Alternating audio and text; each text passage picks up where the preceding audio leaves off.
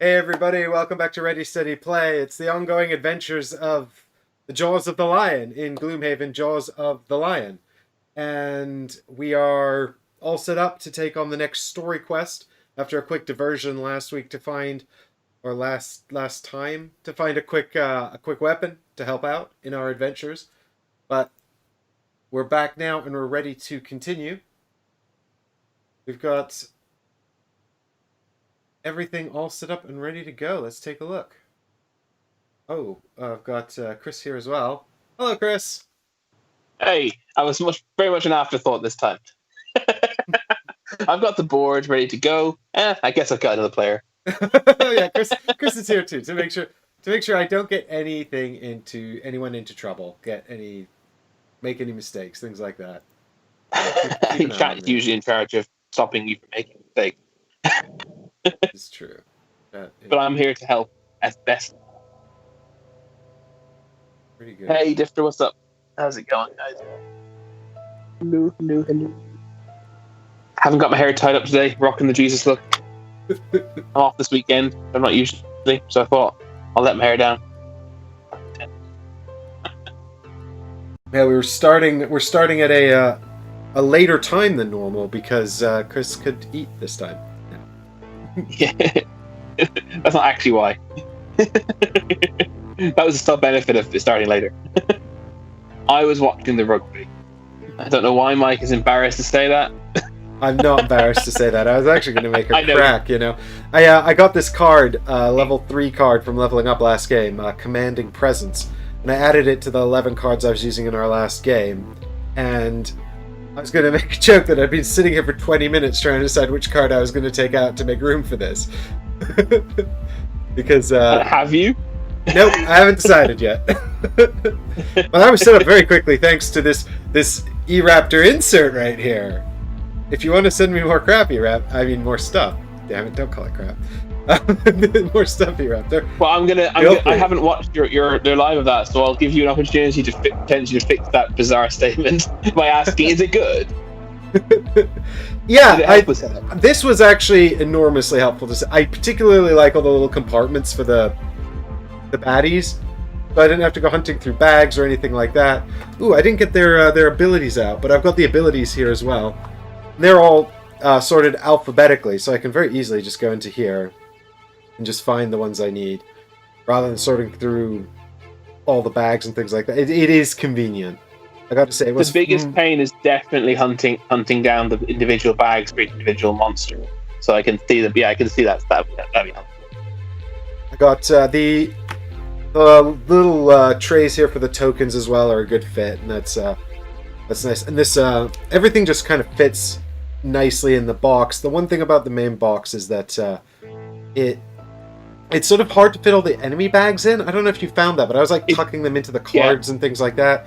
I was kind of like, oh, I finally found a way to do it, but it definitely requires putting things in between the cards, as you said, and lots and lots of jiggery pokery. And you have to absolutely make sure that when you repack these, they're packed perfectly so that it takes up, it doesn't bulge in any way. The character boxes, if they bulge, it will massively matter. Is this thing here? Is this got done away with then for your copy? It's all in here now. Oh wow. It's a little set of tokens up here that's actually off screen, but we've got the little tokens in there as well, the status tokens, and that's slightly bigger and less deep than the other one, so I can access them a bit more easily, which is quite nice actually. That is very cool.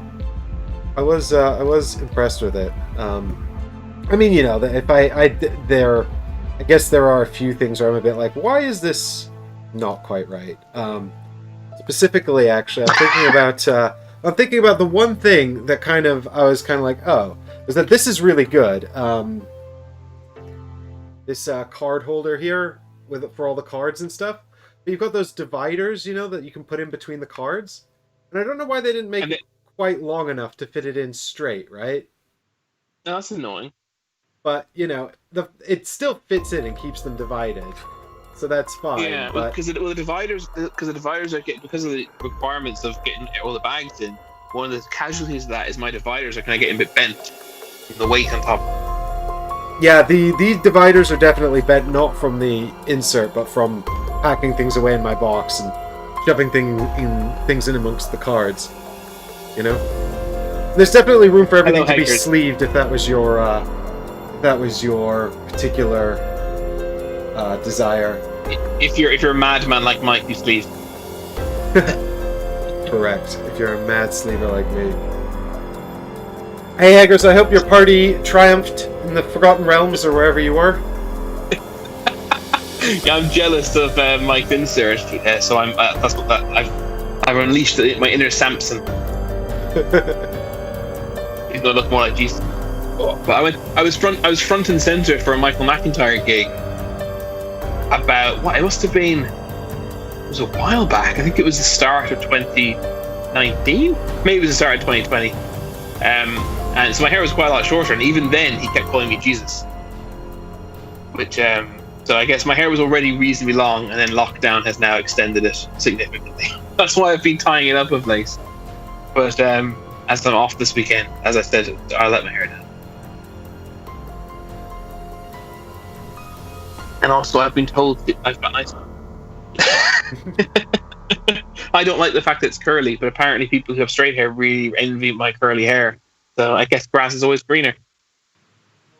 I have this same problem where I'd quite like to have straight hair, but it goes wavy at the bottom. Like, it's not curly, but it's wavy.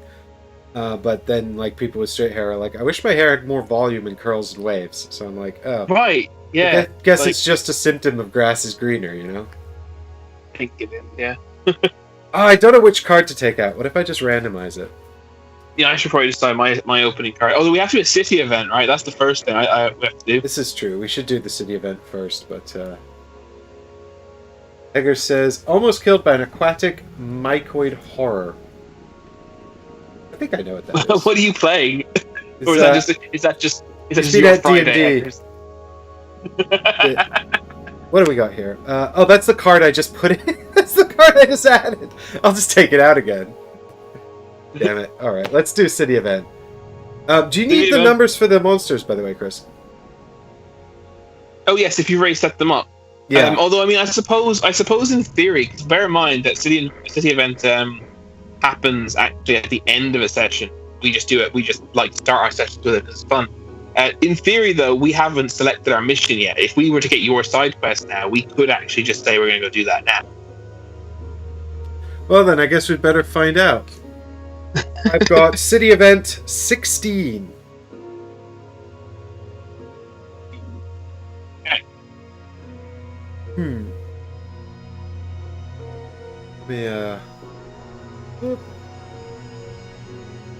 Come on, camera, you can do it. I believe in you. Oh, this is what I get for forgetting to open up the focus on the gosh darn. Alright, hold tight everyone. Once again, there's just going to be a little... Hopefully this won't crash the software like last time. That's normal, isn't it? You always want the hair you don't have. Yeah, very true, Drifter. I think you always want just the stuff you don't have. I never appreciate the workings I have. All I do is look at the ones I don't have.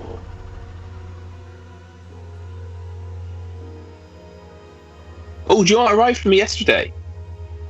Is it Etherfields? No, Etherfields arrived. I told you that arrived. That arrived like a week ago. Did I text you when that arrived? You did. But mine arrived today. Oh, okay, cool. My actual Etherfields pledge. What? My actual Etherfields pledge. My Viscount or Vicomte. Oh yeah, I'm expecting that. I haven't heard anything I haven't about even, it's in Strink. I'm looking at it over there. It's in Strink at the moment. I haven't even opened it. We might try and get a game in over the weekend, actually. I've been going through all of Spirit Island Jagged Earth. Very excited. Hey, Haggers, have you actually back Etherfield thing? What's that? What did you say? You've been playing? No, I've been sorting out my pledge for Spirit Island Jagged Earth, which just showed up. I'm super excited to play that. Oh yeah, yes. You mentioned that every so often. You're a big Spirit Island fan. I do love Spirit Island. Fair. It's a good game. I've only played it once, but I did thoroughly enjoy it. Well, my detective pledge also arrived, which I backed almost almost not reluctantly. I've acted in the hope that it gets better because we're gonna play through them cooperatively. Oh, that's a detective that we played on the channel, right? Yeah, City of Angels. So I've got the full everything, all that stuff arrived a few days ago, as well. Because Deborah and I love playing crime games so much that I thought I'll get it for the cooperative experience, even if I had my reservations about it. Yeah, I'll be interested to hear if how it goes for you. Thank you. I'll let you know how it becomes. Yeah, I'm excited. I've got the thing that puts them all together as well into one big thing. Yeah, I got that too. And also, did you get the Arctans expansion? Yeah, I mean, I already had that actually. Oh, I didn't have that. I'd pick that up in this campaign. Yeah, I played with it already. Actually, I really like it. Oh, good. Glad to hear. Okay, here we go. Let's get into Gloomhaven. A Valrath woman wearing a red cloak and flanked by 2 Inox bodyguards enters the Sleeping Lion.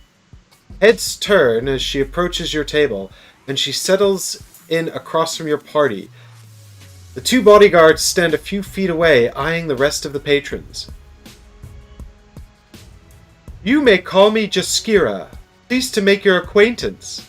Her hand heavily adorned in gold rings, idly traces the grain of the wooden table. I have an important caravan coming to town. Once it arrives, I'd like your assistance in bringing the contents to my warehouse. I require the services of the best. That is you, isn't it? A small, playful smile plays across her lips. Something about the whole exchange rubs you the wrong way. What could you provide that the hulking Inox couldn't? Option A, agree to help unload the caravan. Option B, refuse the woman. Something's off. I think I know Gehrman's response, which is, something's off, can't be fucked. Well, you say that. I'm actually struggling with this one. Bear in mind, Inox, that's what I am. These are my people who I've thrown in with her. I don't know if Gehrman really cares much about blood thicker than water or anything like that, though. Kind of, he wants people who have his back regardless of their race. I'm genuinely struggling. The other ones I've been able to kind of know. I knew Gehrman's mind, but all the other ones, this one I really don't know what to do. I think Gehrman is divided. I think I'm very divided. Do you have any strong? If you have a strong inclination, then we'll definitely just do that, because any strong opinion will definitely trump hesitance. J Hump says refuse. I mean, the Marcella, I think, would pretty... I mean, yeah, I don't have a... In terms of her sort of the leanings of her character or emotional countenance, I don't think is particularly affected by this. So really the only information I have to go on is that there's something about this that's not quite right, which it says on the card. Because I would personally, if I was offered a business exchange and I got a bad feeling, I would walk away personally. But we're mercenaries, kind of like less than savory business exchanges is our whole jam. So would we really back away from an opportunity to make some cash? I mean, are we? Let's put it into real world terms. Sorry, go ahead. Well, I suppose one of the things though is if we're mercenaries, a bad call we could wind up dead, or not getting paid, So it's I guess we do have to be a bit careful. Yeah, that's true. That's very true. She's clearly got a lot of money, and she's clearly already got help. And I guess the sort of suspect thing here is that she's just unloading a caravan, Yes, we're the best mercenaries, but, you don't really need the best mercenaries in Gloomhaven for that job, right? Yeah. Well, so what are the goods, right? That's probably... The goods are probably gone. Yeah, I mean, it's possible that the goods are illicit and she wants us to sort of keep our tongues tied. Or it's possible that she's, the goods are illicit and she's trying to set up patsies.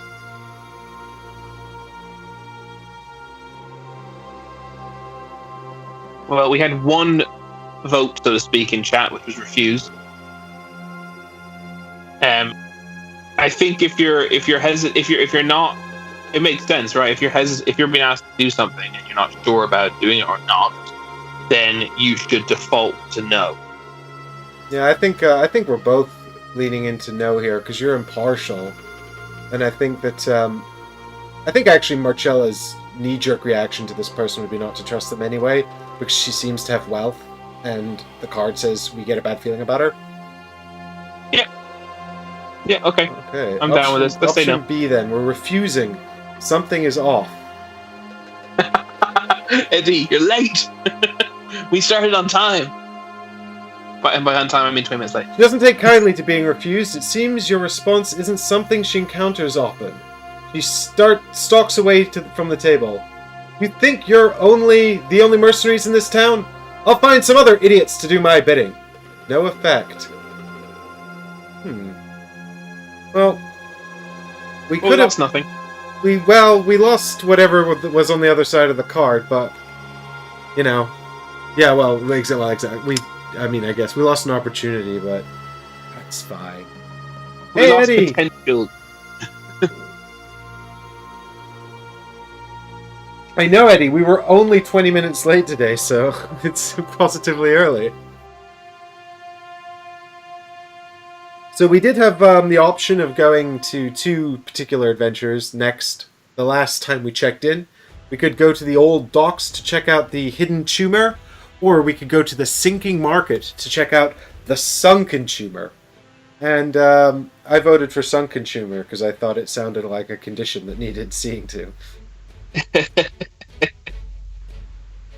So we've gone to check out the sunken tumor, and you guys should be able to see down here. Is that okay? Got our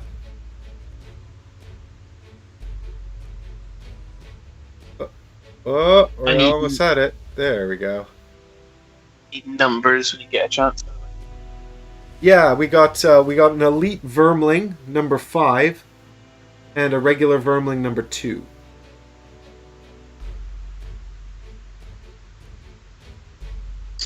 Elite 5. Okay, and regular 2. And then elite cultist number 6. Okay.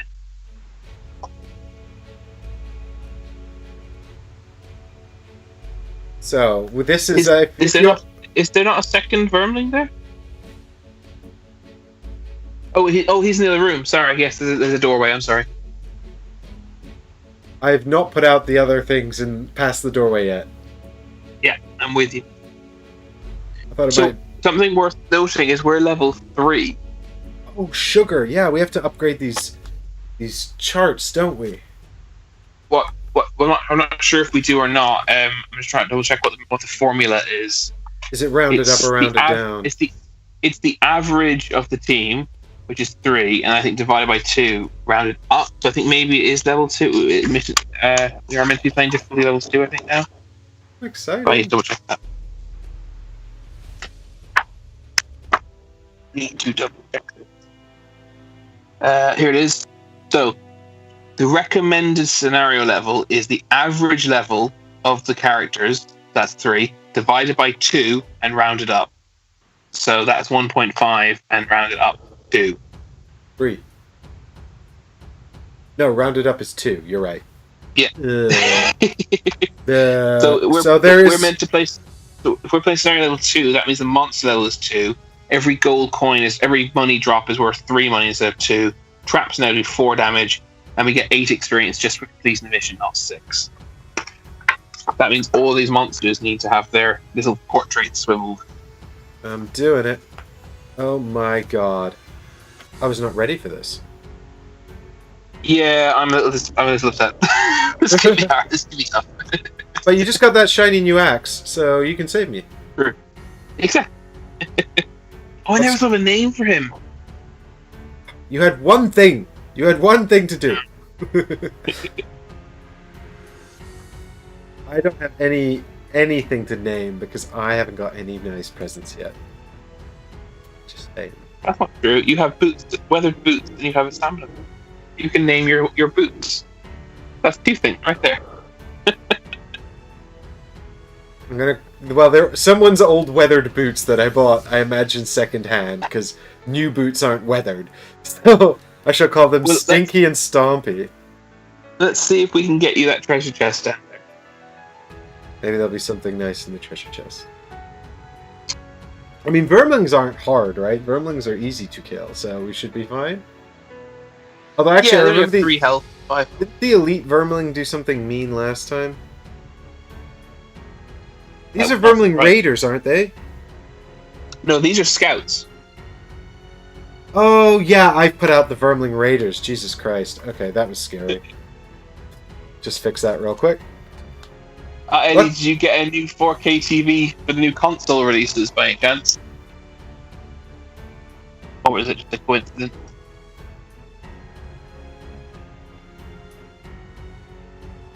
Oh, fancy new 4K TV. He's using it to watch us. Good lord. I'm pretty sure this has only been broadcast in HD. Upscale to 4K. Brought to you by Eddie. I do have it running at 60 frames per second, though, so it's as smooth as some of the new HD games. Some of the new gen games. You know, I only put out the wrong vermlings so I could showcase how quick and easy it is to set up with this E-Raptor insert. So, it's the elite is 5 and the regular is 2. That's good news. I have to choose my...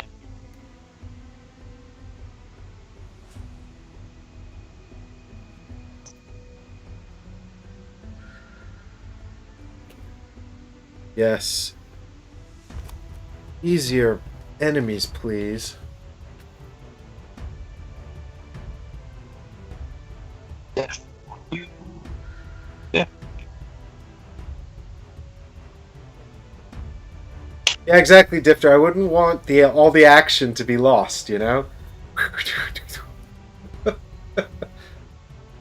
we played more dexterity games, you might get something out of the 60 FPS.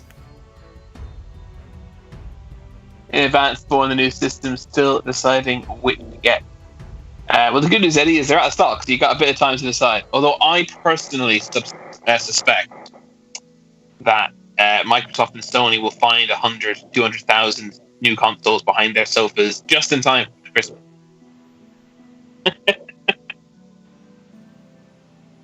It's funny, I haven't heard the media call. Well, I'm sure I haven't heard many content creators calling out maybe because they don't want to annoy Sony and Microsoft, but I would have thought it would be a widespread belief that they're deliberately holding back, creating an artificial shortage for Christmas time.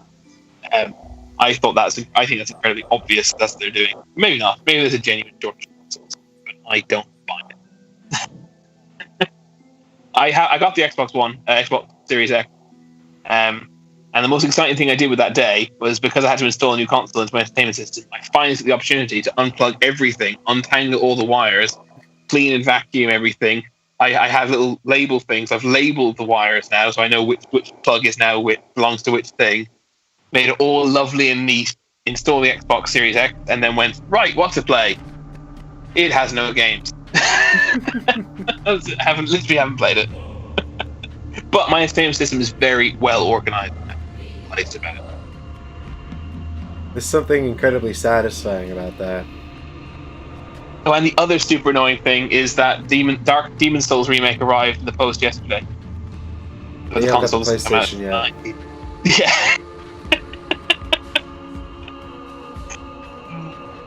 I genuinely don't know which card to get rid of. Why are you trying to get rid of one card? You get to have 10 cards, right? I get to 11. 11, sorry, I'm 10. 12 here that I like. Oh, you've only got 12 that you like. Yeah, I've got another 4 here that I've decided not to look at because, I mean, they could be great. To be fair, it's not that I don't like these. It's just that I didn't use them in the last one. I've only got 1 new card since we last played, so now I'm just trying to decide which one to take out to make room for it. This is the Commanding Presence. So basically, at the start of my turn, for 5 turns, I can just activate your character to hit something. Nice. So really, you want to end your turns adjacent to an enemy, and then at the start of my turn, I'll just be like, smack him!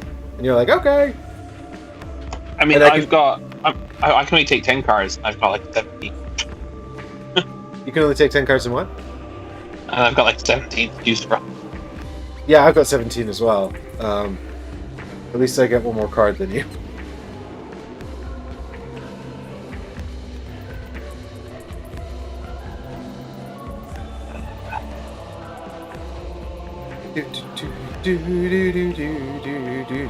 I probably don't want to take out the ones that do the healing. I was about to say, do I need to take my heal, my one-shot heal? I don't really want to, because I've got so many other one-shot. No, I've got a whole bunch of heals. Okay, well, I'm not going to take out any of the heals. This is like the only attack in my deck, so I can't take that out. Ugh, this is so difficult. This is the one that triggers you to do a really big attack. It's also got the disarm on it, which I quite like, the ability to disarm an enemy, but maybe I'll take that out.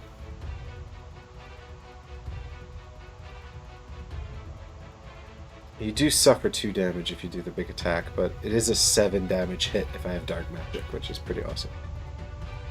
And again, you seem to do a lot of damage anyway with your other attacks. I can do. I can certainly do. I can do some nice combos and get massive single shot though.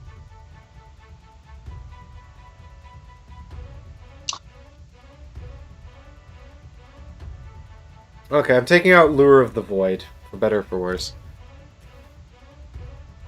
Do I want follow through or center? Do you want follow through or center mass? So center mass is just a really good, solid attack. Range 3, strength 3. It's also got a movement 3, push 2 on the bottom. Follow through is attack 2, but it's range 4, and also gets plus 2 damage and experience if they have my favorite token. I think I'm gonna take center mass. I already have other cards that benefit from them having my favorite token. I like the reliability of just a solid range 3, strength 3 attack without modifiers, just a sure thing. You know, doesn't require a condition to be met. yeah. Yep, 10. I am good. Better or worse? I don't know why I'm shuffling. That's fine.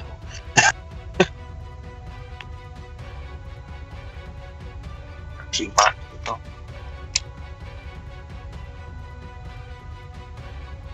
Okay. Best focus on these cards. Oh no! Oh, they're so out of focus! One other question.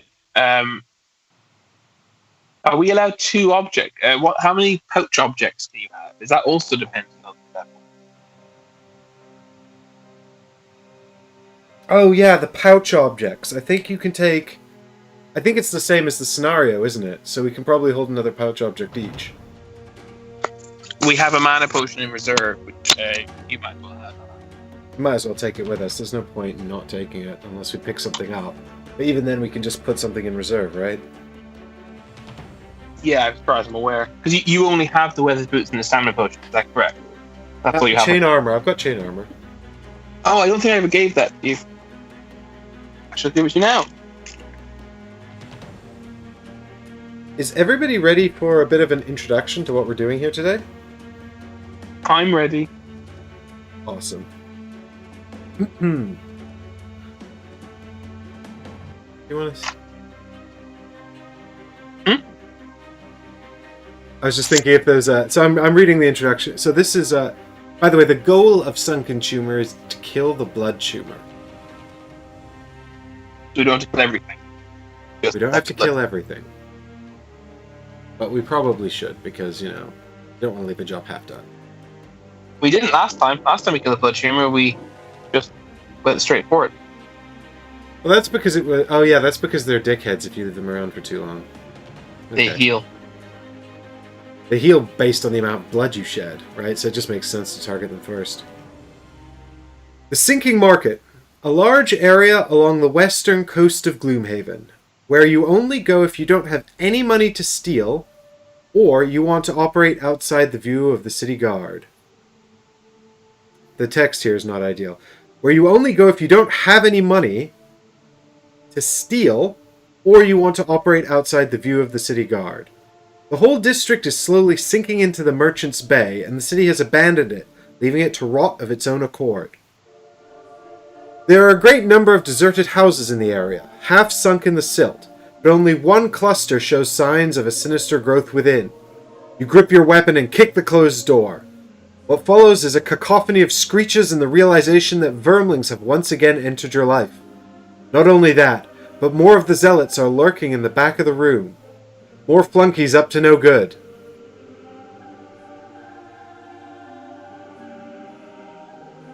Alright. Let's murder them all. Okay. So, where are we starting exactly? Well, you'll probably go first, so I guess you can start up front.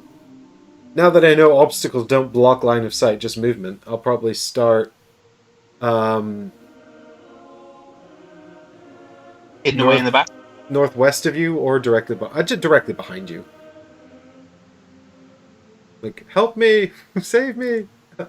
I'm but a poor mage. Squishy mage. Is that okay with you? Yeah, I think so. I think that's fine. I'll just start beside you then. Well, no, I suppose I'll start.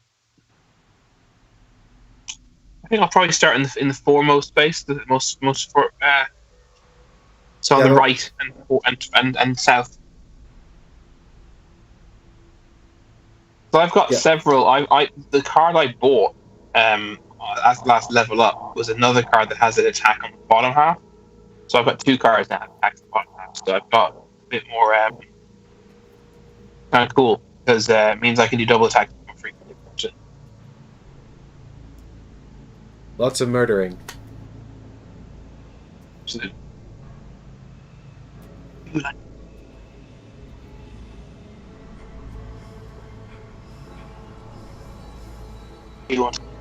Right, I'm actually already. I'm going to try and do something. You're acting... Say that again? So I'm just saying I've actually chose my cards already. I was just because it's unusual because usually it gets the slowest decision is the first one because you got the most cards.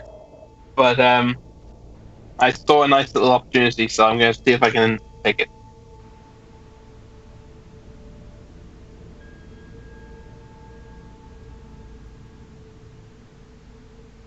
Sounds like you're shuffling cards, are you?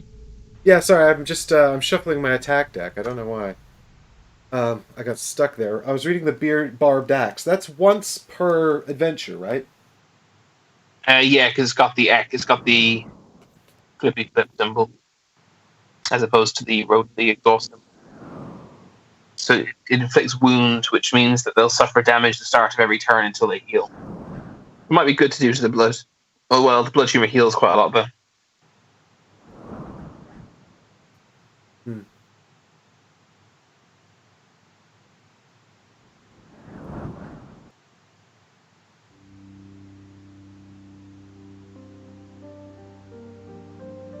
I'm just having a look. I've got a card that I want to play out. It's fine. Then I'm thinking maybe this one.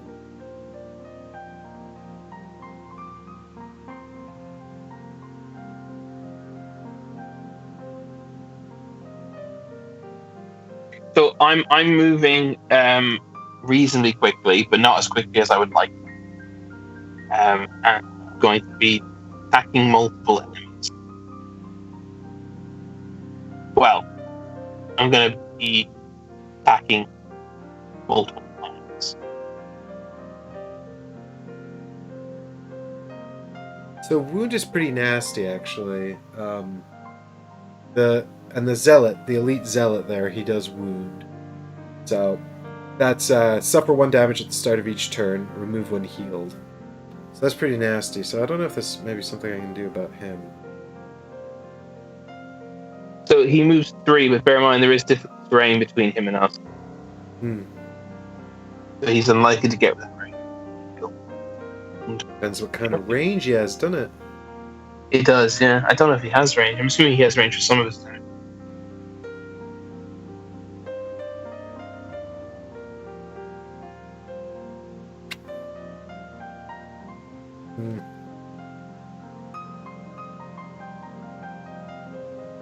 Where's the...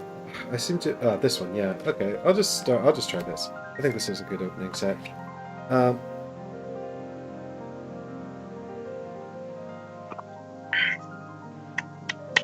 Yeah. Okay. Happy? There we go. Need a zealot, a vermling raider card as well. Alright, here we go. I'm going on... Bam! 89. I'm super slow. 24. You are very slow. This is true. We got the vermling raiders are doing a... nothing special, move, and attack. Okay. And the zealot is doing hasty assault. Move +1, attack -1 at range 1.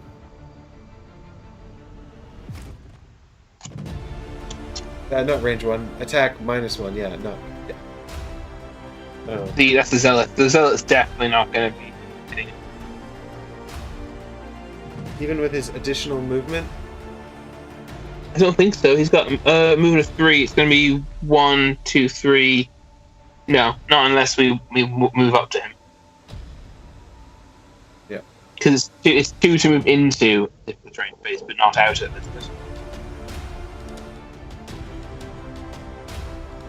So he's going to go... The zealot's going to go first. Then it's actually the vermlings, isn't it? No, you're 25. Then it's you. I'm first. Yeah. Then the vermlings, and then me. Okay, so I'm going to. I'm glad I picked center mass. The zealot first, isn't it? No, I'm 24. Isn't the zealot 35? Oh, he's 35. You're right. Cool. You've got center mass. Numbers and math. Yes, center mass is range 3, attack, strength 3. So I'm just gonna hold my ground and throw an axe right in the face of the vermling elite. Yep. So that's doing 3 damage, basic. Modify. +3. +3? He's dead already, isn't he? Was that the elite vermling scout? Yeah, he has 5 health. So he's... Yeah, he's just taking 6. That was easy. Too easy. I've got the vast majority of my deck, my modified deck, is positive. Maybe not bad. A lot. 20 tokens. So that went even better than I could have hoped for. I mean, I was ultimately hoping I'd kill him because the bottom half of my new card that I bought when I last leveled up, Fearsome Efficiency, is also an attack, despite being the bottom half of the card. It's attack strength 1 at range 3. However, it says add +2 attack and gain experience if you've killed an enemy this round, which I have. So I gain experience, and it means I basically get to a second strength 3 range 3 attack on the other vermling. Just murder everyone, basically. Well, let's see. Well, if the modifier is... Hang on, what's his health? His health is 3, so as long as it's not a negative modifier. It isn't. It's a 0. He's dead.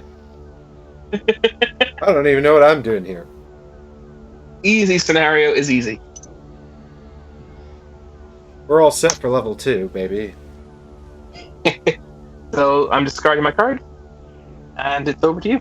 I don't even know why No, I'm it's not not. getting these vermlings out or setting up their deck or So, anything. well, they don't do a hasty assault anymore because they're not here. Well, that's the zealot though. Uh, The zealot is hasty assault, so. But he's just going to move into the difficult terrain, isn't he? so both you and I are equidistant. We're both 4 spaces away.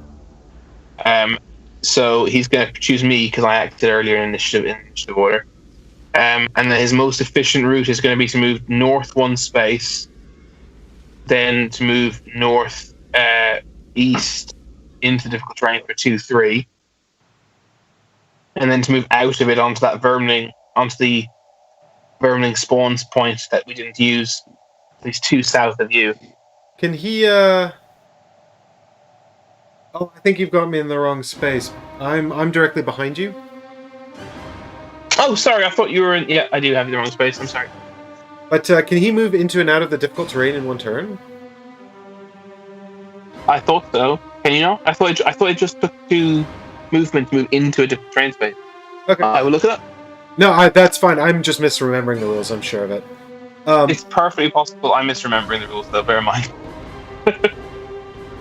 It's okay, I found difficult terrain. These hexes contained within a purple border are difficult terrain, which means the figure must spend 2 movement points at the same time into the hex. This extra movement is also taken into consideration when determining monster focus. Force movements from push or pull are not affected by difficult terrain. Alright. That's it. That is now your turn. Okay, well, I've got some cards here. I'd planned to heal you, actually. I was like, oh, I'll heal some damage on Chris. A little bit of damage on Chris, just in case. So now I'm trying to think if there's something else useful I can do. Not really. I can move 2 spaces. You can try and get some money. Or not, you can move 2 spaces. I mean, I was going to play Master of Influence, but maybe I don't need to right now. Although I would like to play it later. That's the one that sort of makes my controlling of enemies and things go a lot better. But if I don't need it right now, I could bless you. I couldn't poison him. No, because I can't use the top part to move anyway. And the top part also poisons him, so it'd be kind of redundant. Top part of Gift of the Void.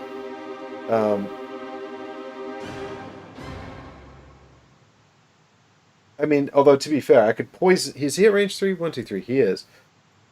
Isn't he? Yeah. He's at range 3, yes. Yeah, so I could actually target him with Gift of the Void, which would poison him, generate dark magic, and then you could actually perform an attack 3 against him while he's poisoned, but if you did, you would suffer 2 damage. I'm at range. Does that give me range that? Yeah, it would give you range 4. So you'd poison me. No, I'd poison him. You would get a range... You'd get an attack 3 on him while he's poisoned, but you would take 2 damage.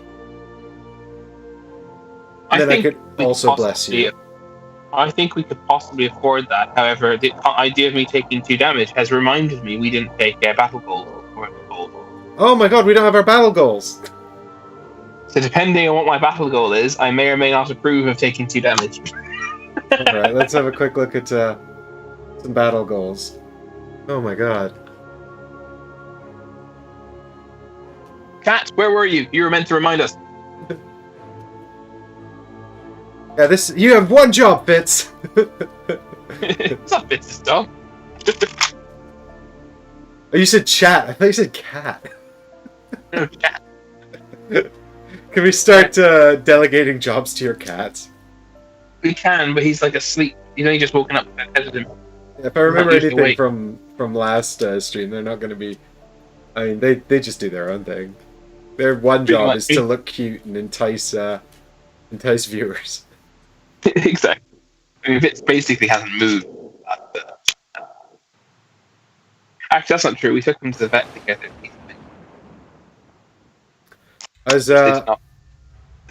Do you know what I was looking at? I was looking at Phasmophobia on the Oculus Quest 2. I'm like, man, one of these days, if I can ever afford an Oculus Quest 2. That would be so much fun to do, wouldn't it? Is it actually on the Oculus Store? I thought it was I only on Steam. don't. Yeah, I don't think so. I think you have to do the thing where you use side quest to play it. Is that right? No, you don't need to use SideQuest. SideQuest would be that does mods, and you can also you can get full games through it. But to play, you can play Steam VR with the Oculus Quest by using a USB-C to USB-C cable, plugging into your computer. Oh, that's fine. Then I've got lots of those for the live stream setup. Exactly. As long as they're Moose good Gum cables, KP is fine. literally apologizing. I don't think you have anything to apologize for, buddy. Hey, do you want to see my? Yeah, do you go on. wanna You spill yours. Okay, I'm going to show my chat. I mean, I think actually both of these are reasonably accomplishable for me. Do I want them up here or do I want them down there? Yeah, so I think actually this one's probably even more doable. So I'm going to take this one. And fingers crossed it all goes well. All right, So I'm all set. I'm gonna. You're going to show Which them. camera? Which camera do you want to show? Yep, you're all good. Right there. Where you play your cards. I'm not looking. Oh, I have a card. Cool. These are the two I've got. I mean, this one here on the right. I hope that doesn't happen, so I'm not going to take it. I mean, if that happens, they might not be close enough. I'll hold them up higher. This one on the right here, if that happens, then I feel that we might be in trouble. So I feel this one on the left is cool. So I'm going to take this one. And if that's the same one, Mike, please let me know. Cool. I don't think we did take the same one. Just I don't think you would have taken this one if you had it. But Well, you didn't know what the other one was. It wasn't good. no, I mean if you had the. I was talking about my one. Oh, okay. Like I don't think you would have taken the same one I took if you had the options. So I'm happy for you to damage me to attack him. Brilliant. Then let's. I have 11 health now. I basically you're taking away the 2 health extra that I got being level 3. So but this is fine because I'm also in charge of healing you. So I'm going to use the top part then of Gift of the Void, which will poison the enemy. Actually, no, I'll use the bottom part of Master of Influence first. I can't get the poison at the bottom, but it's also irrelevant because I'm about to do poison with the other one. So all this is going to do is it's going to bless Chris. So you get a blessing card shuffled into your attack modifiers. Nice. Thank you, Moose, for letting us know they're different. Oh, thanks, chat, for confirming. Thanks, Moose. And then what we're going to do is we're going to get a strong on the old ice. I'm going to do dark magic now as well. The other one does this. So some magic there for us to utilize next round. I'm shuffling in my bless card. And we got poison range 3, and 1 adjacent ally can perform a attack 3 damage range 4 attack 3, targeting the person I poisoned. So I'm going to poison the old Leet here. This one. Yeah, so I'll get a little poison token out of my nice tray that actually is off camera. A nice tray here where I can actually see the tokens. Where are they? Oh god. So things how you're giving me a strength 3 attack, is that correct? Yep, 3 damage, yep. But it's actually going to be 4 because he's poisoned. Yeah, I mean, poison adds 1. It does indeed. And prevents healing. So, that's good. Alright, so. Hoping to get the bless. That'd be awesome. Oh. Okay. Well, Master of Influence, actually, so he's saying, is that bless an ally or bless the monster? Master of Influence, I don't know. I assume it's fire out a bless and a poison at range 2. It's not the same target, or else it'd be fairly... Yeah, it's 2 different targets, so you can choose. Yeah, because it's got the dotted line, right? Exactly. So you could, if you want, poison me and That's the monster, but that would be foolish. Well, I can't do anything to the monster because he's out of range. But I don't want to poison you, so I'm just going to choose not to use the bottom part. Yeah, I assume it still generates the frozen magic, though, right? Yeah, it does. Just playing the card does. So, okay, so I'm doing a damage 3+1 for the poison, and my modifier is coming. Half shuffle. It's a 0, but that's fine. He takes 4 damage. Pretty good. Yeah, we're getting there. And he's still poisoned. He's going to have to heal himself if he wants to get rid of that poison. One. Okay, moving on to turn 2.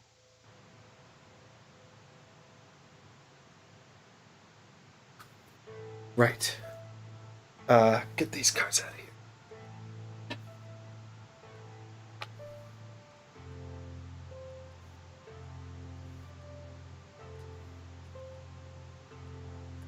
I might as well just put away this Vermling Raider deck, you know?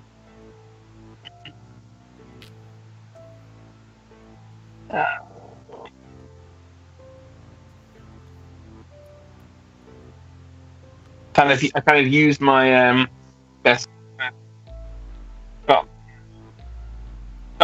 got a few melee attacks. I got a few kind of weak attacks at multiple enemies, and I've got a few massive attacks which killed the card. But I think I may have made a mistake by only taking one kind of just fairly standard attack. Ranged attack. Well, I only have one other. Probably still should take it. Oh well. I have made my bed.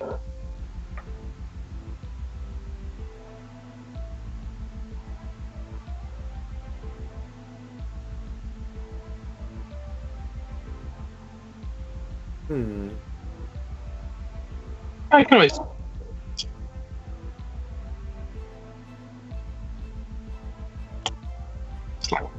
Like that optimization.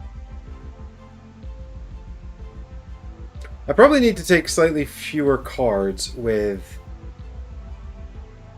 one-shot abilities on the bottom half. Well, you can use it for just 2 movements. You don't have to use it for but I know you can.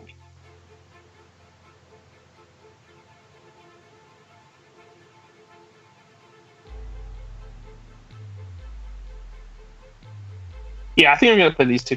So I'm moving pretty damn quick. Are you? Yeah. Okay, I was going to... I was thinking about moving quick too. Seeing if there's maybe... Do you want to go before me? Just having a quick look and see what my...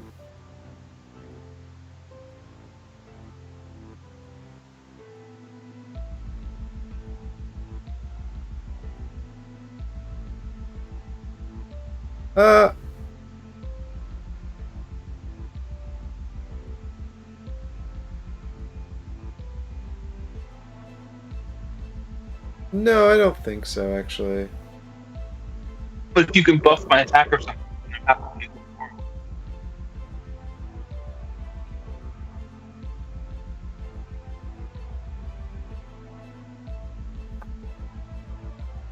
Go.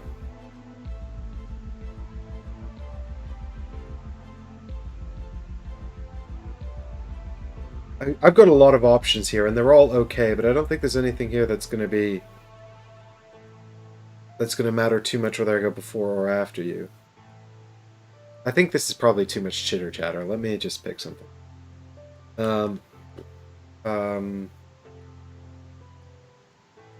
Too much chitter chatter. Oh, why didn't I? I'm such a muppet. I should have used my barbed axe on this guy. No, you save it for later. Yeah, but this guy's quite beefy. It's probably the beefiest that coming into the run. Apart from the butcher himself.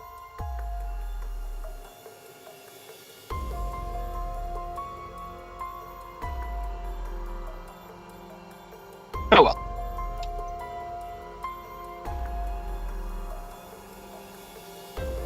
It's still fireworks. I haven't stopped since last time.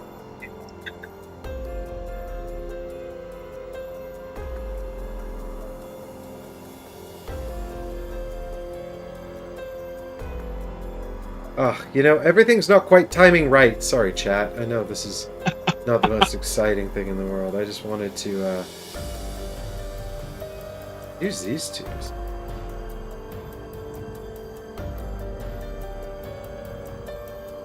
Sometimes I worry that I don't put enough thought into my card selection, or maybe I'm just a savant. I think you're just a savant, Chris. Clearly, gotta be that. First time I've ever played a Gloomhaven scenario at 2.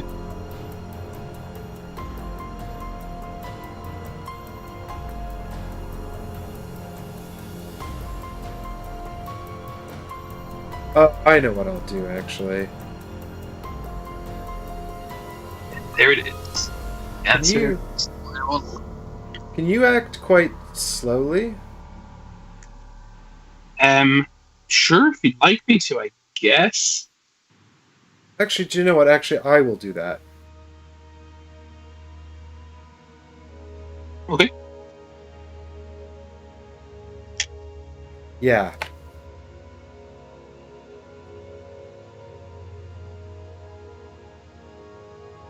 So I'll leave I think this will be fun. I think this will be good. Okay.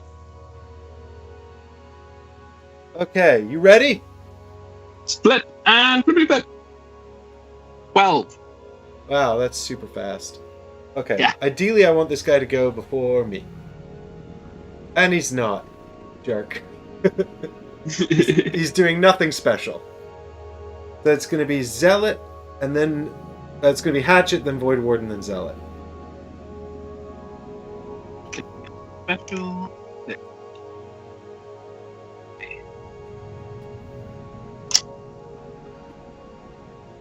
Alright, so I've got my fancy hat, I've got Ricochet. So this is a combo I think I've done quite a few times.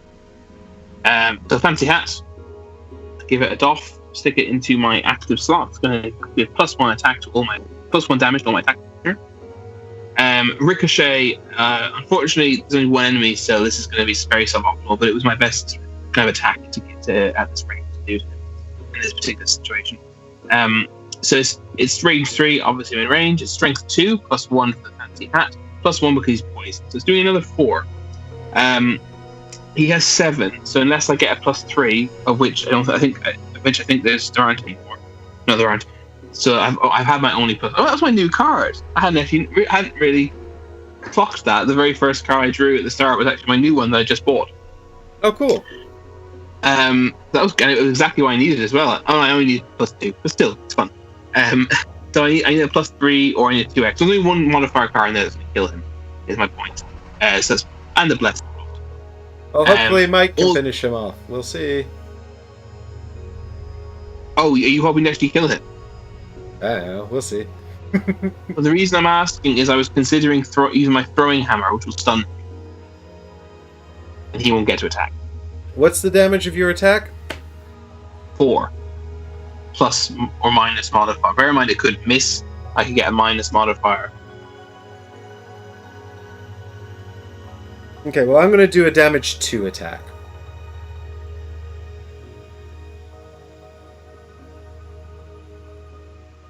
So we need a +1 between us. A net +1 between us. Well, are you including the poison? No, I'm going to do a damage 3 attack. Okay, so we're actually doing 7 damage to him. But he is going to attack beforehand because he's going faster. No, I'm faster than him. I'm 43. He's 50. Okay. I wanted him to go before me because I didn't think we'd kill him. But if we're killing him, then it's irrelevant. Okay, in that case, I will save the hammer because as long as we get a net modification of 0, he's dead. So here we go. Flippity flip.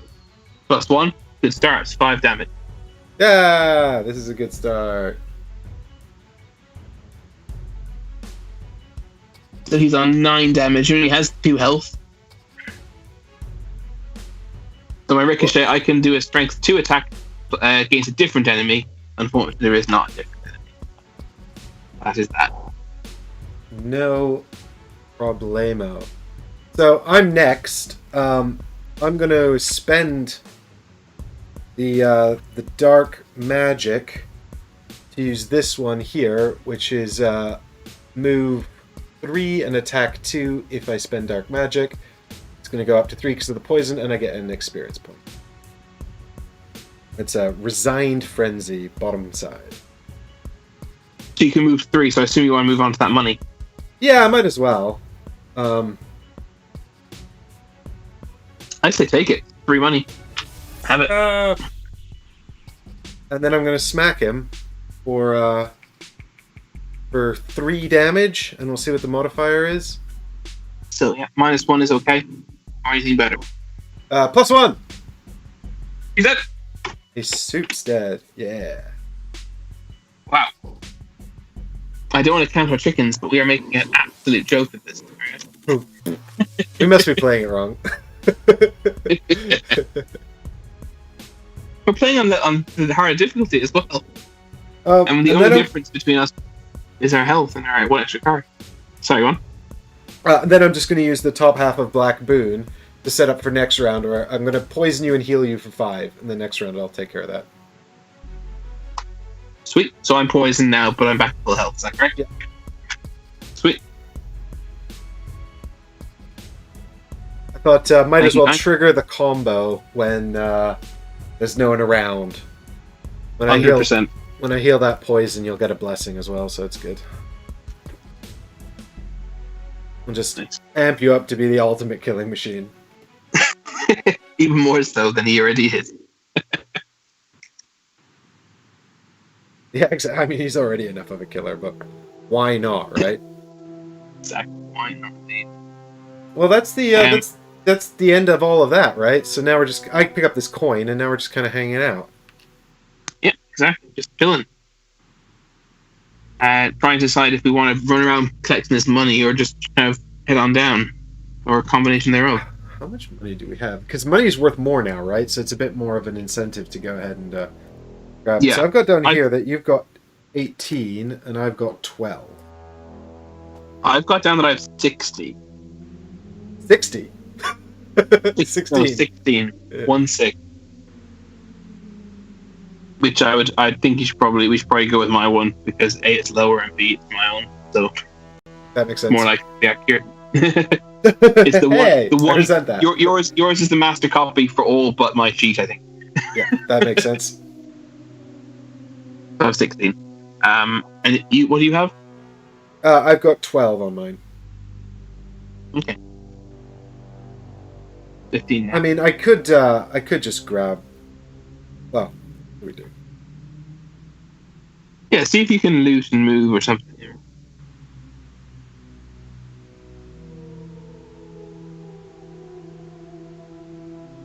I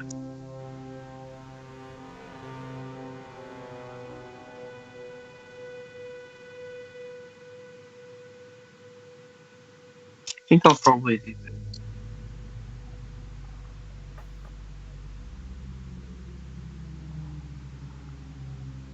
Fix my cards. Do you have a loot card? Are you able to grab the one that just dropped? That's kind of out of the way. Behind you. I've got a loot card, yeah.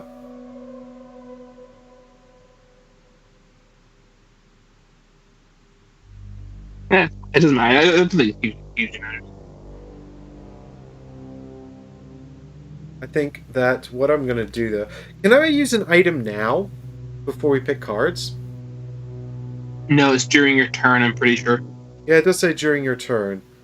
Right, so... I should have used this earlier.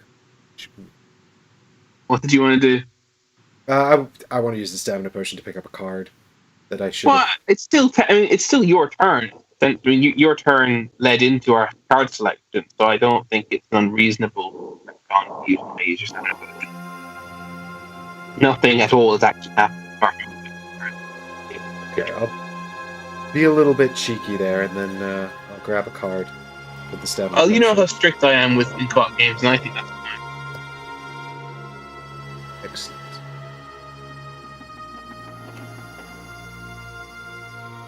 Yeah, so I think I just play down these two then.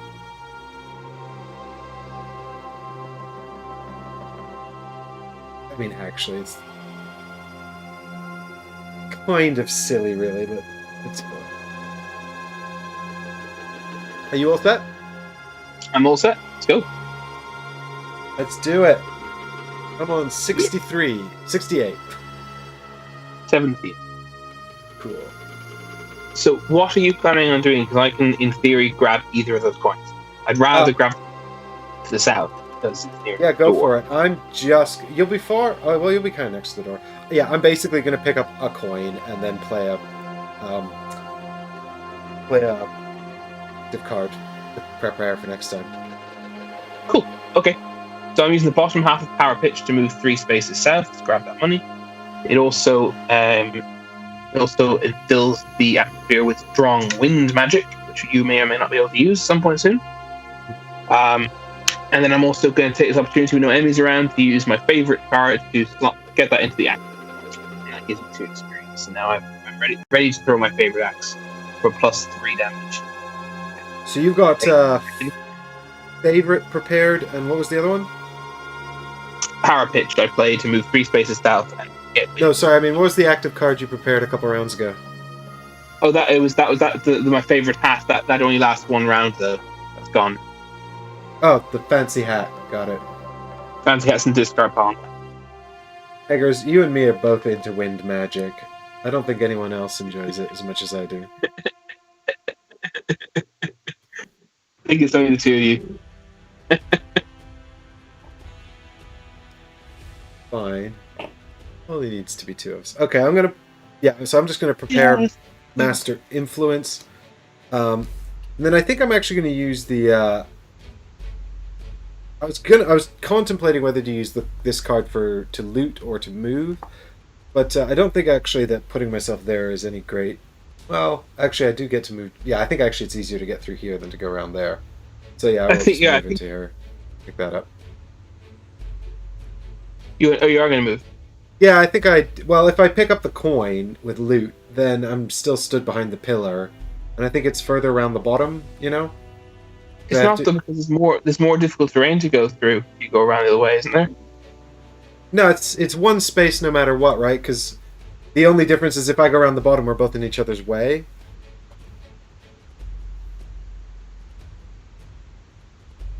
Because if I go around... end your turn.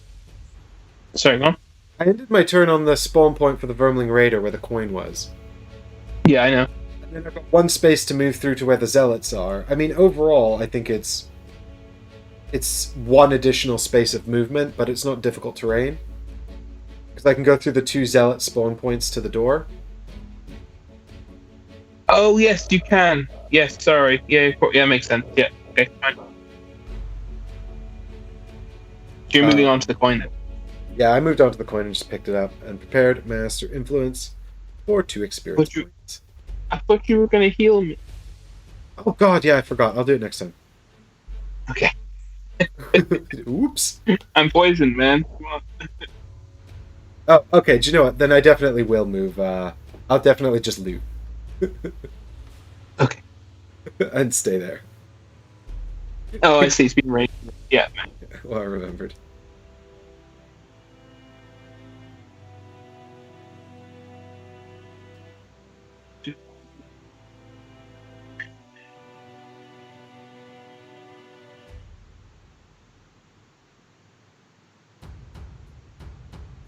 Oh. Blah.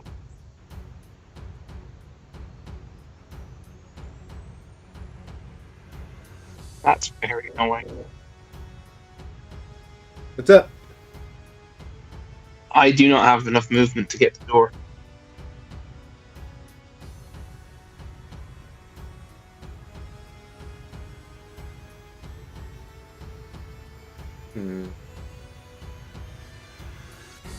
Oh, this is so... I should have seen this coming. If only you had some weathered boots, like me. Yeah. Like Stompy and Stinky. My 2 weathered boots. It's Stumpy and Stinky. I like it. You see, you named it. It's good. Heroic names, mighty names. Well, What about if I compelled you towards the door? That would be everything. Because I am actually going to take I can't get to the door before I rest. That's how bad my movement is. I have 4 cards in my hand with 2 turns of cards played. Those 2 turns of cards will not get me to the door. Okay, well, I guess you can somehow create. I'm going slow, but I'm gonna help you solve your problem. I'm gonna solve it for you. That.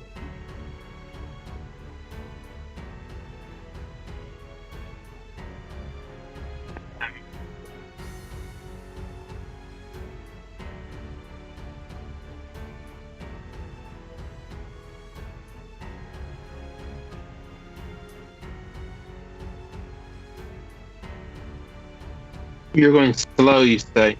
Yeah, I can only go very slow. I want to. Moose Gum reminds me of my boots. I'm gonna try and go after you. Okay. You'll have Ready. to go.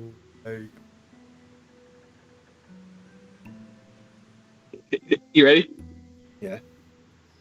Here you go. 64. 72.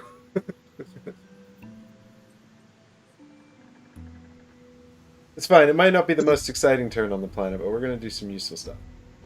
But but I actually don't want you to move me into the doorway now, though, because I'll activate the enemy. Yeah, I mean, I'll just. Is it not okay to just sit you next to the door? Yeah, that's yeah. Well, if I was going after you, I would have been able to attack this turn, basically. Yeah. I was hoping to muddle them all, but that's fine. The thing is, I couldn't heal your poison and move you and act fast. It was. Yeah, that's fair enough. So I'm just moving 1 space to the northwest, so I'm directly south of you, and that's the end of my turn.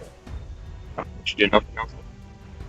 Well, I'm going to start my turn by healing your poison, which puts another blessing in your deck, which is a good thing, because now what I'm going to do is I'm going to activate the bottom half of Commanding Presence here, which will allow me to move 4 and allow you to move 3, but I'm going to take a curse. But, you know, that's probably fine. Okay, so I'm just going to move with that 1 space southwest, which is 2 of my movement. I can't move any further. Well, I could. I don't want to open the door. Well, I'm going to go actually around the top, exactly the way I said I was going to originally go. I'll go 1, 2, 3, 4, so I wind up in the spawn point above the elite. Yeah. Understood.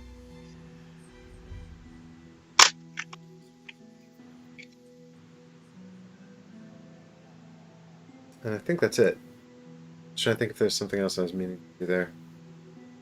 I didn't cast any magic or anything, did I? Nope. Oh yeah, I was thinking about using my weathered boots to maybe move 1 more space. Let me just take a quick look at my options. Do you know what? Yeah, I will. I'll use the weathered boots to move 1 more space onto the other side of the door. Okay, they get exhausted. If you do a long rest, you'll get those. Hey, Selkath, how you doing, buddy? Thanks for joining.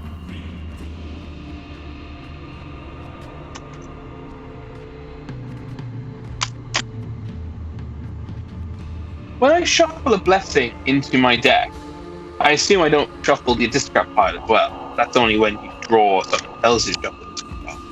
I mean, that's how. My understanding is that you don't reset the deck; you just shuffle it in. Yeah, that's fine.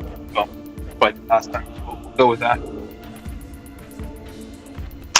Hey, Selkath, yeah, the Gloomhaven inserts are great.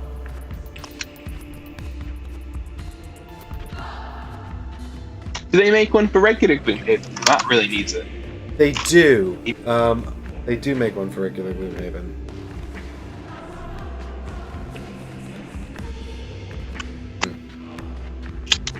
Would you like some more movement?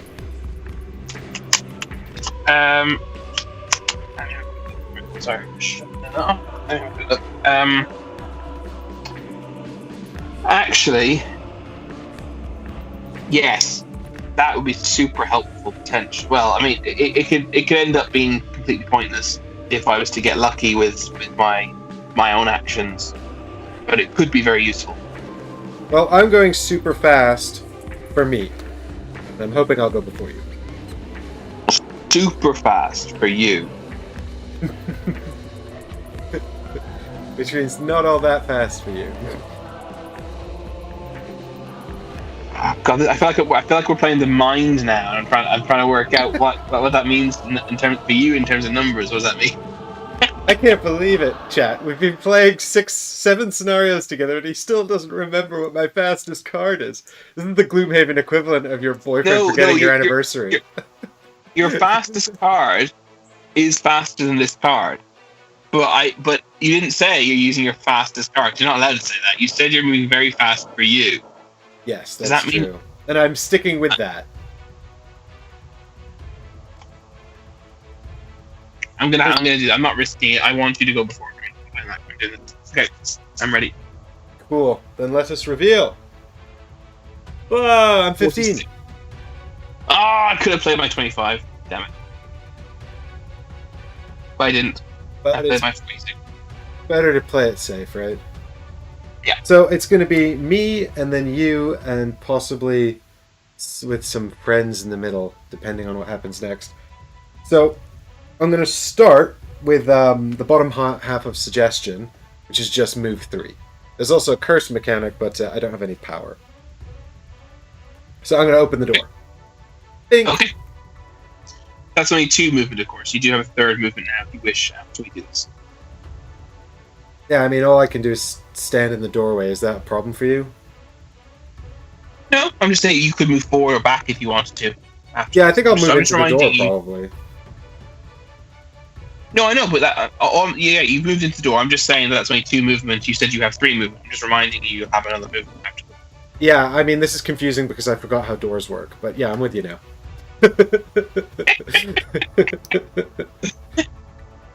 Okay, so what numbers are the various vermling raiders? Okay, well let's grab some vermling raiders here, and get them out. So what have we? There's also 2 zealots in this room, isn't there? Oh yes, that's the same room. You're right. Yeah, they're just on the other side of the. It's a spooky, scary room. You're gonna have to be careful, Chris, so we don't get into trouble.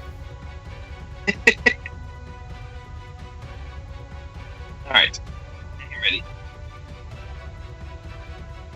I am ready to play out. Let's see. What was your you were going after me. I'm going here. And we've got 2 enemies that we haven't yet discovered. Okay, so I'll do the zealots first, I think. Mm-hmm. They're just both regulars, aren't they? Yeah. Okay, well, we'll start with north and then go south. Okay. Luke's gonna be like, what's the worst that could happen? Exactly. So north is 5. That's funny. That's the same one we had before, I think. Like George usually. I think. South is number 1. Oh yeah, wait, Mike. Is it really? Yeah, no. Difter's correct. Actually, this was a big risk, but it looks like it's going okay. We'll see. I'll let you know once I draw the enemy behavior cards. Well, exactly. All right, vermling scout. So we got 2 regulars and 1 elite. So we'll do the elite first.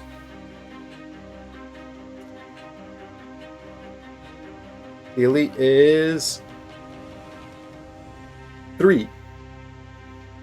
That doesn't matter because the elite always goes first. Uh-huh.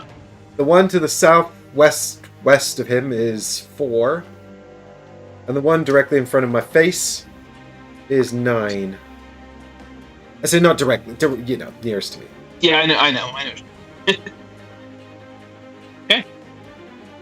Yeah, Difter, me too, actually. I was actually slightly recovering from the PTSD until you just brought it up again. Difter is reminding us the relapse. of my... Yeah, I'm relapsing. I'm remembering the untold stories and the big door disaster of. Okay, we can't quite see the zealots there, so let's just get a little bit here. Get a lot of the zealots.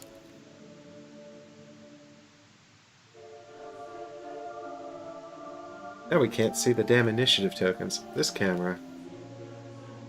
I don't know, is this jaunty angle too jaunty? Ooh, that's a funky angle. I like it. That's funky. So, I think we could draw behavior cards for the Zealots and the Vermling Scout. Yeah, and this will determine whether I go into the room or retreat out of the room. Exactly.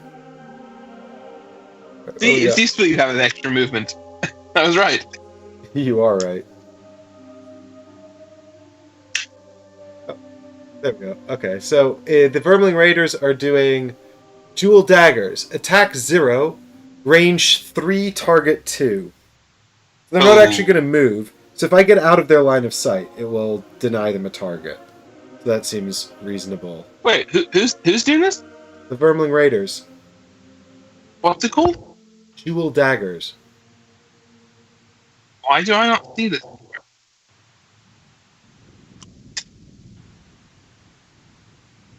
Unless, did I get the right thing here? Yeah, Vermling Raiders, dual daggers. No, it should be Scouts, dude.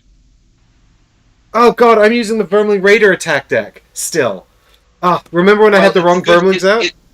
It's a good thing I killed both of the last ones before they did anything. Yeah. So it didn't matter. Whoops. And by the way, I think my table cams dropped out of our conference hall for some reason. But it's still on. So when you get a chance to set it back in. Moose Gumpete's like, yeah, don't do that.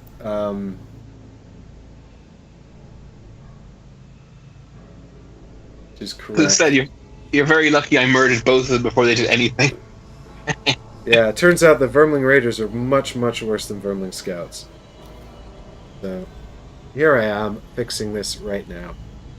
Do do do do do do do. Boo boo boo boo boo. This is the music that I make when I'm fixing. Have I got both of them in this deck?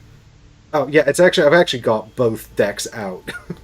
All right, here we go. Vermling. Well, presumably when you corrected the minute the figures, you got the right deck out. You just accidentally didn't swap the deck around. Maybe. Presumably, also Vermling Scouts have a nothing special in their deck as well. Because otherwise, that's so ironic that the one card I drew was the one that appears in both decks for the first round. And it's the same. It does the same thing. Just an incredible coincidence. Yeah, incredible coincidence. It says here that your table camera is unavailable. Well, it's because it's dropped out of the call. No. I mean, I'm calling it, but it won't. It's not answering for whatever reason. I wonder if the internet. Do you have to press it? Yeah, you're calling it. Sorry, I didn't realize you were calling it. So I wasn't doing it. Okay. Cool. Hang on. Let me jump in. So I'm just gonna sort out the Vermling Scouts here and see what we get. While Chris does that. Might temporarily see my ceiling. Hey, Chris is stealing. Okay, so here's our Vermling Scout card. And it is, in fact, not dual daggers, but... That should be okay. Yep, looks good. So we got Calculated Strike, which is move -1, attack +1. I might still retreat. Sorry, you're being completely ignored because Fitz just made a very cute sound. Oh, what is it? Calculated Strike. So they are going to move. They're going to move after you. Right. Okay. What was your initiative this round? 46. Yeah. So they're on 69. They're going to move at -1 and then attack at +1 damage. Well, they won't even reach. I don't think. What's their movements? 3 and 4 respectively. Yeah, they will. Yeah, they will. They'll reach you. The elite will reach you. Well, what about if I retreat back a step, though? He'll still reach you. He's got movement 4. He'll go 1, 2, 3. he'll get to the doorway. Well, you're acting first, so just save me, okay? Okay. You'll see what's happening in a minute that will help you to save me. Okay. And I'm also gonna do a card for the zealot, which is Unholy Flame. Attack +1, range 3, creates fire, resets their deck. Oof. Maybe you don't want to run into this room. Sorry, I was just reading Difter's comments about the cameras. What's the name of the card that they drew? The Zealot? The zealots drew Unholy Flame. Right. Yeah. That's one. So I got our initiative all sorted out there, chaps. But yeah, it's. Yeah. But they don't move, and they don't have the range to hit us. Oh, they don't move. Oh, perfect. Yeah, you're absolutely right. They don't have move on it, so we're all as long good. as we stay out of their range, it's not an issue. Okay. Well, I'm gonna spend one space to back up to the elite spawn point, and then I'm gonna use Signs of the Void, which is my power that gives you shield 1, and then on your turn you can do 2 extra points of movement. Oh, that's excellent. That's really good, actually. That actually goes up here just to remind me that you've got to tap that on your turn to use the 2 points of movement. So you can go in there and wreak some havoc. I'm just going to use them straight away if that's okay. Yeah, go for it. So I'm just going to move into the doorway and then directly south. But yeah, I'm assuming that the 2 points of movement I can use independently of other moves. Yeah. It's a move 2. It's not additional. Yes. Yeah. So I'll use that move 2 to get move into the door and south. And then what I'm going to do is I'm going to use the bottom half of close cuts to do a strength 2 attack onto this regular vermling. The reason I'm doing the strength 2 rather than the top half of the strength 3 is in the hopes of killing him, and I can because the bottom half of close cuts is attack then move. So if I succeed in killing him, I can then move adjacent to the other one and use the top half retrieval to attack him as well. So I'm trusting in the fact that I got 2 blessings in here and not positive turn. So here we go. Strength 2 attack. Modifier says 0. So he takes 2 damage on. It's 2 damage into number 9. Number 9, correct. And then, so what are they doing? They're moving -1, attacking +1. I have a shield though. Yeah, you've got for the shield whole 1. turn. So I guess I think the most sensible thing to do then is to just hold my ground and hit the same guy again. Just take one person off the board, and then tank the 2 hits with my shield. Yeah, it makes the most sense.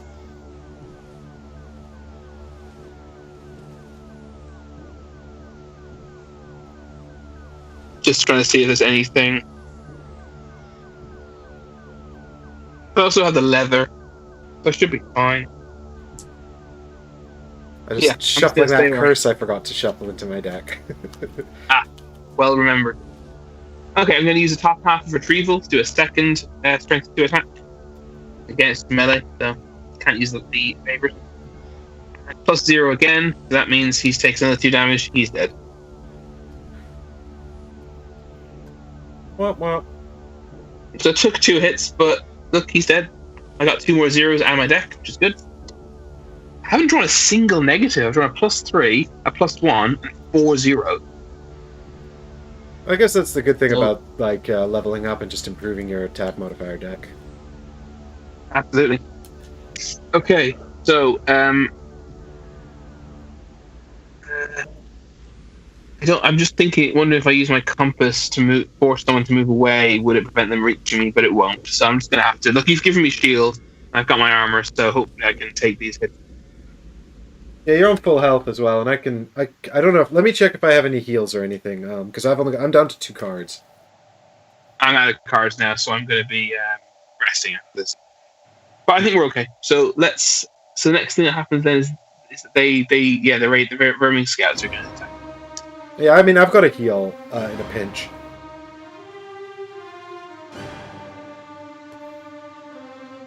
Damn, I couldn't create any dark magic. Oh, hang on. If I move him... Nah, he can still reach me. Yeah, I can't stop. Unless the vermling scout goes... Nah, I can't. It's fine. Okay, so the vermling scout elite is going to move, first of all. He's got 4 movement, -1 is 3. So the only way he can reach me is by moving northwest, followed by northwest again. Which is 2. He's going to move northwest and then northwest again. Yeah. So he's sort of behind you now, next to the door? Yeah, exactly. That's the only way he can reach me. He can't go to the other space. Well, I suppose he could. He could go southwest and then northwest, actually. You have the same effect. He's got 4 movement, so he can get there, though, can he? 3 movement, because it's -1. Yeah, but he's an elite, right? Yeah, but 4 -1 is 3. That's why you're here. Yeah, I had a long day at work today. I can't be making these kind of mistakes in meetings, you know what I mean? Like, I'll save it for the stream. Oh, thank God you're here. Never do math on stream, says Dipter, yeah. It's too early for math. Yeah, where's Heggers? Yeah, it's too early for math. So, where do we want him? Do we want him in the difficult terrain, or do we want him next to the door? I feel like putting him in the difficult terrain is always going to be better, right? Basically, I don't have any attacks other than ranged attacks, so I don't need to get next to him anyway. Well, yeah, put him there, actually, because it means that I can probably... It might mean I can do a nice little area attack later. Yeah, get both of them? Yeah. Okay. So he's hitting me then for attack +1, which is 4. Pretty nasty. I have 1 shield. Since I'm getting hit by 2 people this turn, guaranteed. There's no point in not using my equipment the whole time. I'm going to use my studded leather, which means that I'm going to have a 2nd shield. And he's also got... And he's got disadvantage. Precisely. So... I've got 2 cards here. Let's find out what they are. Bam! It's a +1 and -1, so it gets the -1. So that's only 1 damage that gets through. So I'll take that. Down to 10. I have you on 2 XP, is that accurate? 3.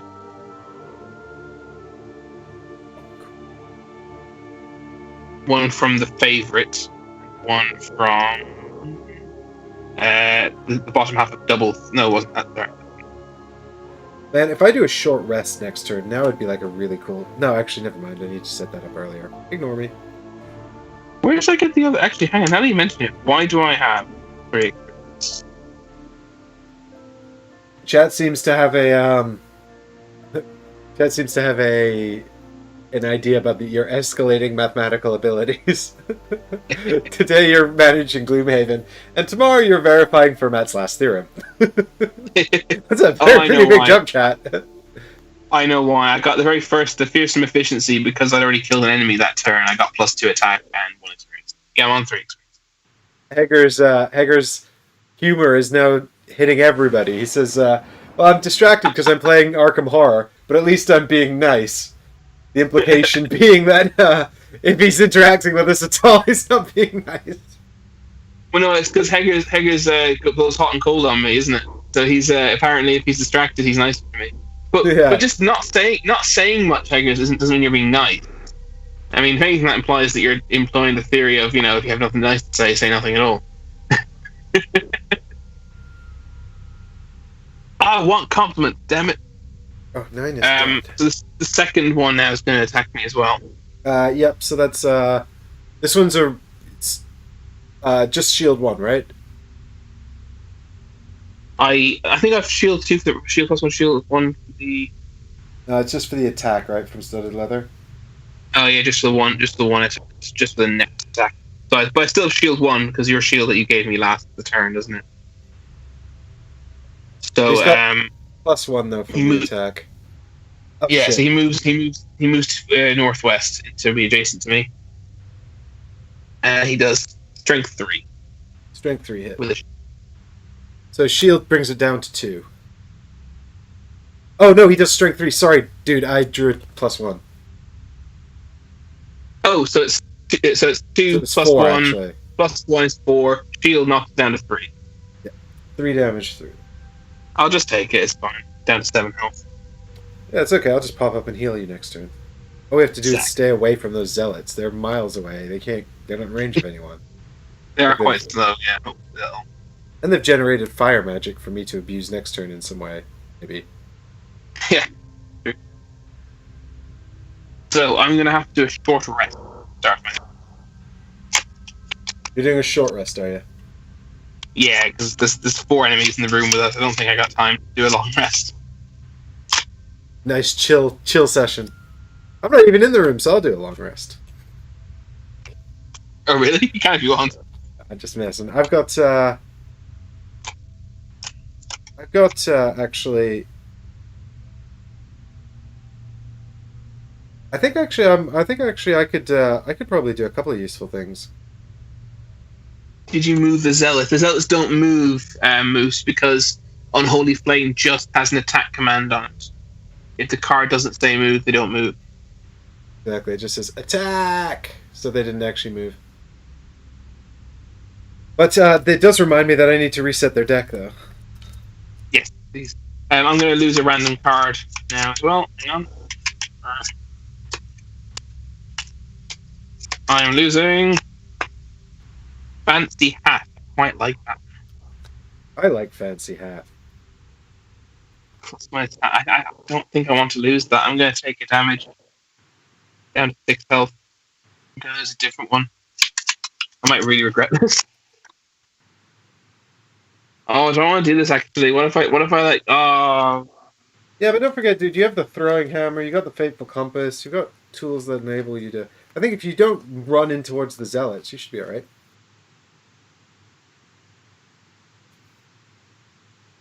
worry that. What if I lose them? I don't want to lose my power pitch, for example. If I draw the power pitch, I'll have to take another. I'm just going to lose it.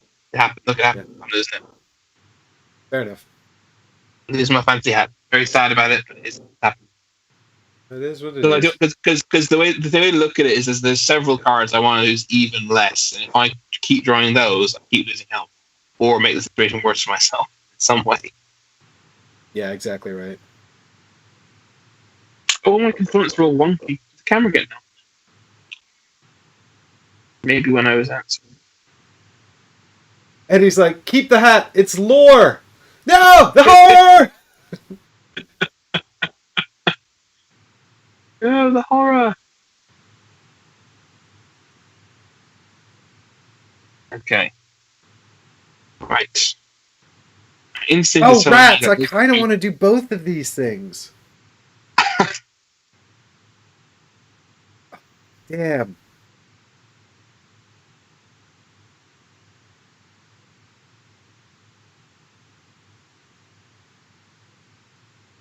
Oh, no, actually, this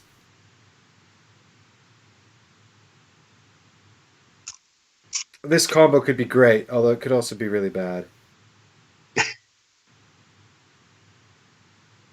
Oh, man.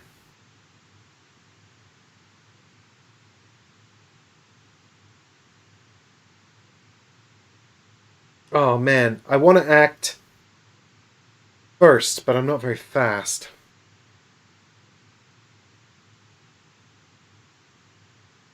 No, there's no way I'm acting before you.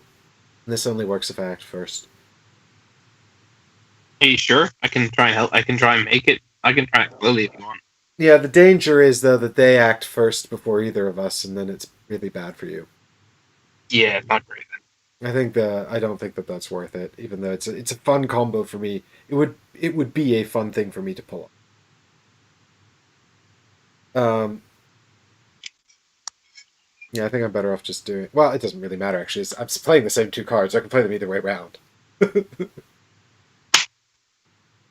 I've picked for better or worse. Yeah, let me get some cards out here for our enemies too. Half of my turn is very obvious that I have messed up. Yeah, I mean, I'm doing my thing. We'll see what happens. You ready? Selkis wants to know if anyone else wishes fancy hats came back into fashion. I think they are in fashion. I just lack the confidence to wear one down the street, which is my own problem, and I wish that could be resolved. I would love to wear like a deerstalker or something. I just don't have the confidence. Like a hat with a big plume in it. Oh, is it? Well, I don't think I want to wear. I actually don't want to wear that. It's alright. I'll have one of those. But a deerstalker or something, or a trilby, lovely. Fez. Right. I think Michael could pull off.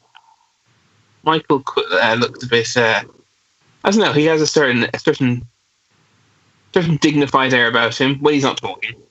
I'm doing 49, Chris. I'm doing 25. I didn't realize you'd done it. You could try and pull it off. I could try. I'm sure. Oh, thanks. Oh, Heggers has been so nice. Oh, he's not really. He said, I'm sure you could try to pull it off. Why didn't you say enemies are on 78 and 50. Gosh darn it. Well, actually, if you'd acted any slower than me, unless you also had 49, then you'd be tied. Sorry, Mike, we're trying to discuss hats and you keep interrupting with this Gloomhaven monarchy. What's the name of the card? The Zealots are doing nothing special, and the Vermling Raiders are doing rapid bolts, which I don't like. I like nothing special, please. They have one called Rancid Arrows. That's horrible. Oh, Heggers. We love you really, buddy. I can't win. Well, it was like a half compliment, Heggers. I feel you could have, committed more. I mean, because I'm sure you could try to be the greatest badminton player in the world, Heggers. Not committing that you could actually do it. Mike, get out of here. This is Hat Chat. God damn it. Hat Chat. I don't know why I picked badminton. Does anyone have a hat? A hat nearby that they could just grab and put on? Anyone? What about me? Do I have a hat right here? Does my hat say,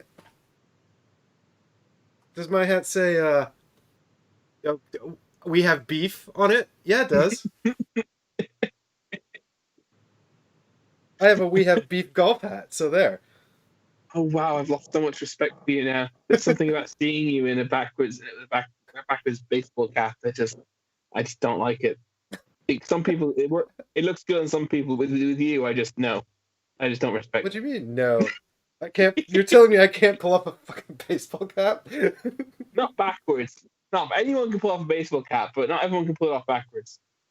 To be fair, if I put it on the right way around, nobody can see that I have the beef, though. That's true.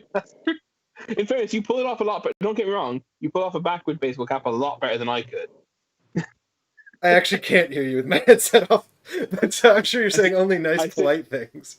No, I did. I said you pull off a backward baseball cap a lot better than I can. But I'm still this one is also from a brand. They're actually called Titleist, but I just call them Titleist because it makes me chuckle. Yeah, that makes sense. There you go. I'm currently... Yeah, Selcap, let's all get our hats on. What are we doing? Right, back to this. Do I have the lowest initiative? Yeah, I think... Yeah, you're going first. Oh. Sorry. The T just materialized, and it was really hot. Well, at least you got the branding on point. Exactly. I heard the kettle being boiled, and I was hoping in the back of my mind that a T would also materialize for me. Thank you, assistant. I've got the initiative all sorted out here for our little initiative order down here. So you're going first, Chris. And I'll just modify my... So basically, this turn, I'm either moving somewhere and healing you. No, I can move in, potentially heal you, but it's a one-shot heal, and then I'll lose the card. Or I could poison one of our enemies and make it so that every time you hit them, you heal yourself. 1 health. I've also got an attack that I could use. Or the thing is, if I poison one, then I can actually force it to do a big attack against its enemies. I noticed that Yeah, that sounds good. these two aren't moving, but that's only going to really matter if you don't kill one, right? The problem is if you kill one, they can't attack each other, and then there's no And there's a point in that. reasonable chance I'll kill one. Yeah. I mean, we're not worried about the zealots yet, are we? Because they're moving 3. They can't get through the goop, so they can't hit you, right? They can only actually move 1 space because they need at least 4 to be able to move 2 spaces. Yeah. I mean, realistically, basically, if you smack the elite vermling and don't kill it, I could probably... I'm attacking both of them though, with close cuts. Right. Well, that's what I was going to say, right? Like, if you hit the elite vermling and don't kill it, I could probably kill them both. But if you kill them both, then if you only kill one, I can try and finish the other one off and heal you. So that kind of works. Cool. I'm hoping I can kill both. So I mean, I think regardless, none of this consideration is changing the fact that I'm going to hit both of them with my AoE, right? Mm-hmm. Okay. So I'll do that to begin with. I'll use close cuts on both of them. I'm going to give myself the 1 experience that is on the card, so I've got 4 experience now. I'm going to target the regular guy first, who will die as long as I don't get a minus. So here we go. Miss. Oh, no. Total miss. Excuse me. Okay, so that's unfortunate, but maybe my luck will balance out and I'll get a +2 or a blessing. Or a blessing. So +2 or better, and the other guy will die. -2. Maybe I'll do that thing where I kill them both then. 1 damage. Goodness me. Unless I get that curse I put in my deck. What I find so upsetting about that is I've started drawing really rubbish things. I'm definitely due a good thing now, but I'm not going to get it because I'm going to reshuffle the deck. Yeah, that's the most upsetting thing about miss, is that it's like, great, I got past the miss, and then it's like, no, I'm going right back in. Fuck you. God Exactly. damn it. Son of a bitch. Well, what I do have is the bottom half of Fearsome Efficiency, which is a range 3 attack with 1 damage. Now, my hope had been to kill at least one of these guys so that it would then have +2 attack, because as we saw in the first turn, it gets +2 attack if I really kill an enemy this turn. Fortunately, that's not the case. However, the deck is about to reset, so I feel I might as well...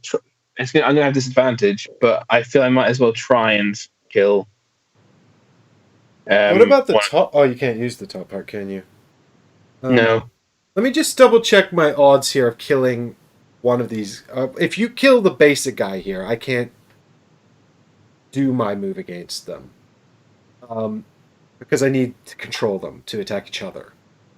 Well, I can. What if I only attack? If I kill one of them though, then you can't make them attack. What's that?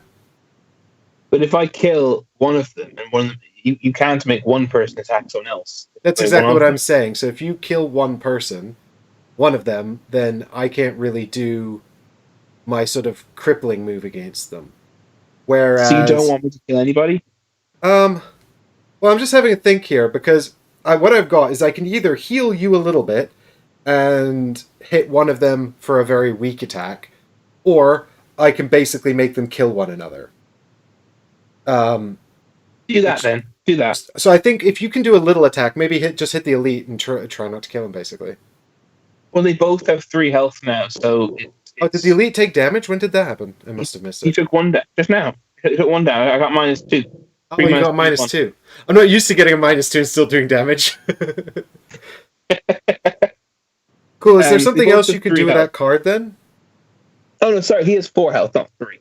Well, yeah, I can do 1 of 2 things. I can either just move somewhere, for example, onto the money to grab the money, or I can attack the elite with strength 1 disadvantage, which means killing him is super unlikely. Yeah, that's true, actually. However, if I drew a blessing and a -1, let's say, that means the blessing leaves my deck without ever having done anything due to advantage, which would be super important. Yeah. I mean, I think but I wouldn't worry too much about that. I mean, when it comes to the blessings, I'm kind of easy come, easy go. So I would, yeah, I would just hit him for the 1 damage because on the off chance Okay. I don't do enough. I'm confident the Vermling Scout. I'm pretty confident. Yeah, I'm pretty confident they'll both die. I Okay, do. I'm gonna do it then. I'll attack him for 1. Disadvantage. Here we go. So first card is a +1. Second card is 2x. It's not the. Oh, it is the blessing. It is the blessing. God damn it. God damn it. The blessing doesn't get used, but still gets kicked out of the deck. Well, at least it lets Unfortunately, you keep the +1, right? at least it means that the +1 takes effect, which means he takes 2 damage. So he is down to. He's got 3 damage now. He's down to 2 health. Great. Well, then I'm sure I'm going to finish these guys off. Okay, so I'm going to. But as you said, at least it was a buff, like a buffer in my deck that made the disadvantage less troublesome.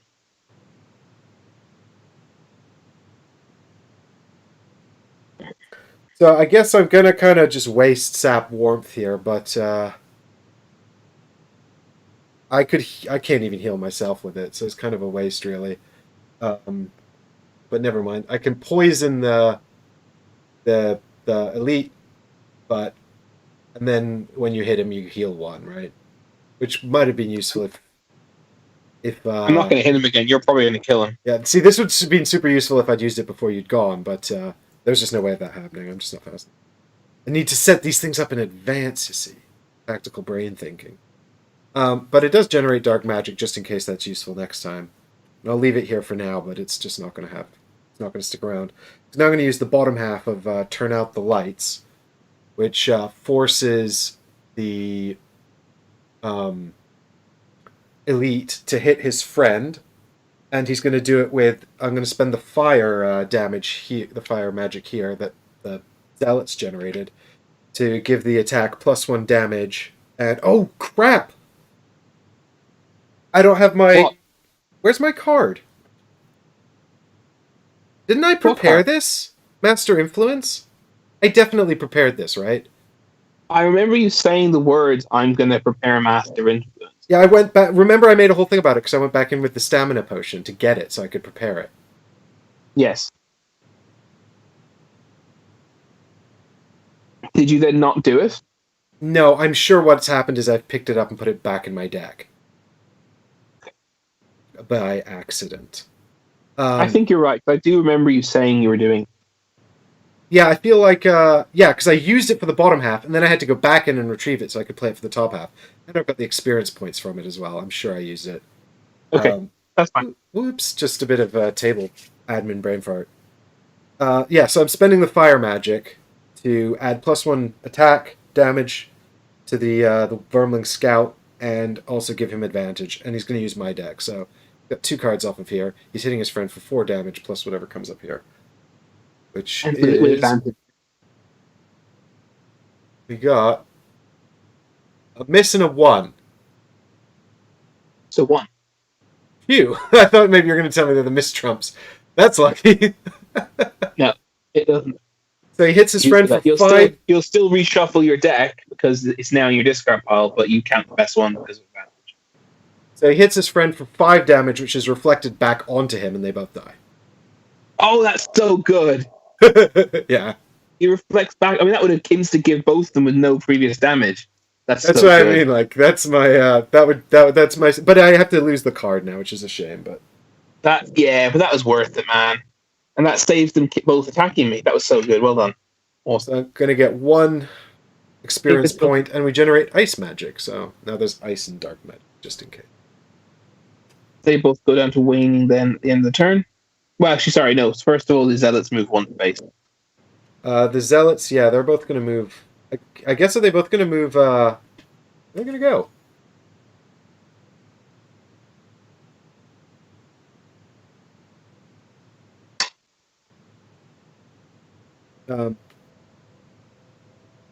The Zealots They have can move movement one. 3, don't they? So they can only go 1. Precisely. And then frost magic and dark magic both get Go to both go to waning, waning. yeah. Where did you move them? The Oh, Zealots? I just kept them both north as north as they could be, but it doesn't matter. So if you want them somewhere else, they can be. Nah, that's fine by me, man. Cool. So you still have your you've used your boots, don't you? Yeah, I've used my boots. I actually have to take a rest now. I'm all out of cards. Okay, that's fine, I guess. Do you want to do a long rest or a short? I mean, I'm kind of easy. It depends on what you're thinking. I like if I have the luxury of taking a long rest, I'm still out of the room. So if I have the luxury of a long rest, I'll take it. But if you're worried about those zealots, I'm happy to do a short rest and then try and help you out. I'm not overly worried about them. Well, I mean, it depends. I'm contemplating attacking the right.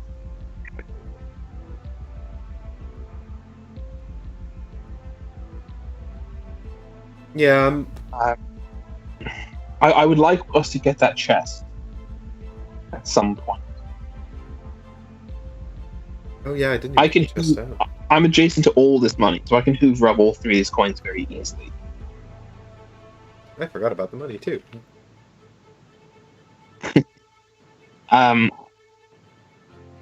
But it'd be quite nice if you could get the chest, which requires 6 movement from where you're standing right now. That's a lot.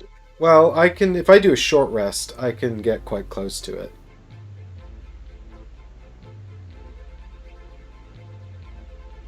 Let me have a look. Okay. Well, I'll tell you what. I'll do a short rest. We'll see what I lose. I can always give up a hit point if it's bad because I still have all my hit points. I can afford to take the damage. I just realized I need to shuffle my modifier deck. Oh yeah, me too. Actually, I've only drawn 3 cards and I drew my miss.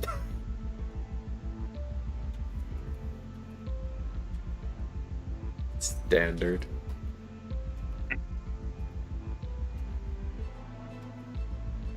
You only drew 2 cards. Yeah, you drew the wow. I drew 2 +1s and then a miss.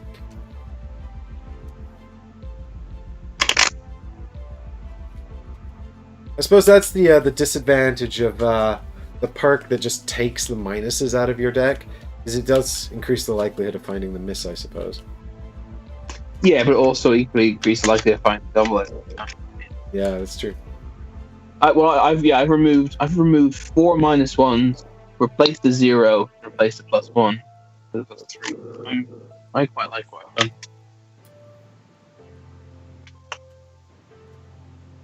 done. Alright, that's a good mix up there. I'll probably put the curse right on top. Alright, now I have to lose a card, or decide if this is a card I want to lose. Well,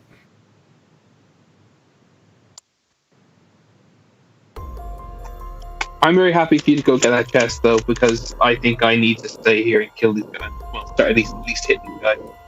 but we also need you to be ready to do big attacks on the boss, though. Yeah, but this isn't a. I think this is the right way around.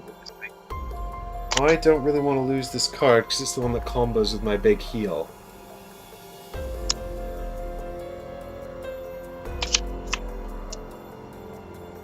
On the other hand, I don't know if I'm going to do that again. I've got other healer. I'm down to 7 health. I've got you on 6. No, I think that's because I took one away for the rest. yeah, I decided not to do that in the end. And that's fine. Exactly.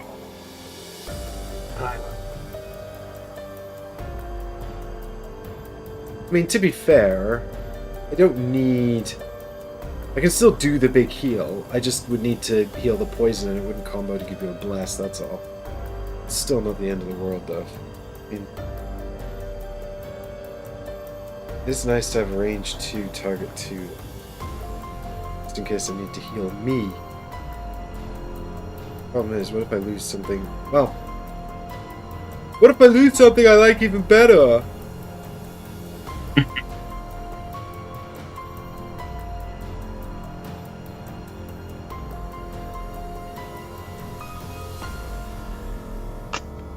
I think I'll live with it. I think I'll lose this one. I'm concerned that I could lose something even better. There's not a lot of... It's also got this cool move on it where it lets me move a bunch of enemies around, but there's not a lot of traps here, so I'm not really too fussed about that.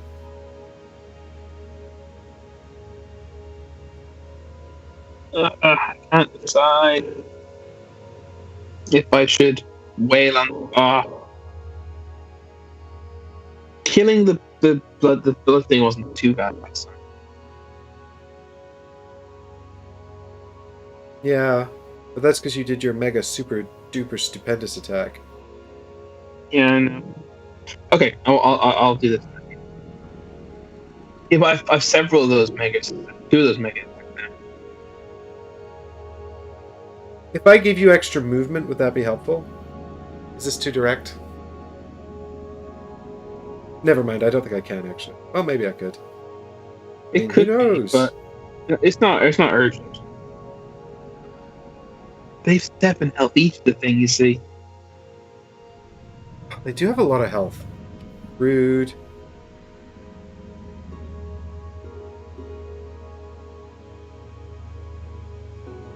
Yeah, I'm gonna do this. What about if I did this? And also this. Actually, that's a cool combo. I'm gonna do it, Chris. Although it's not...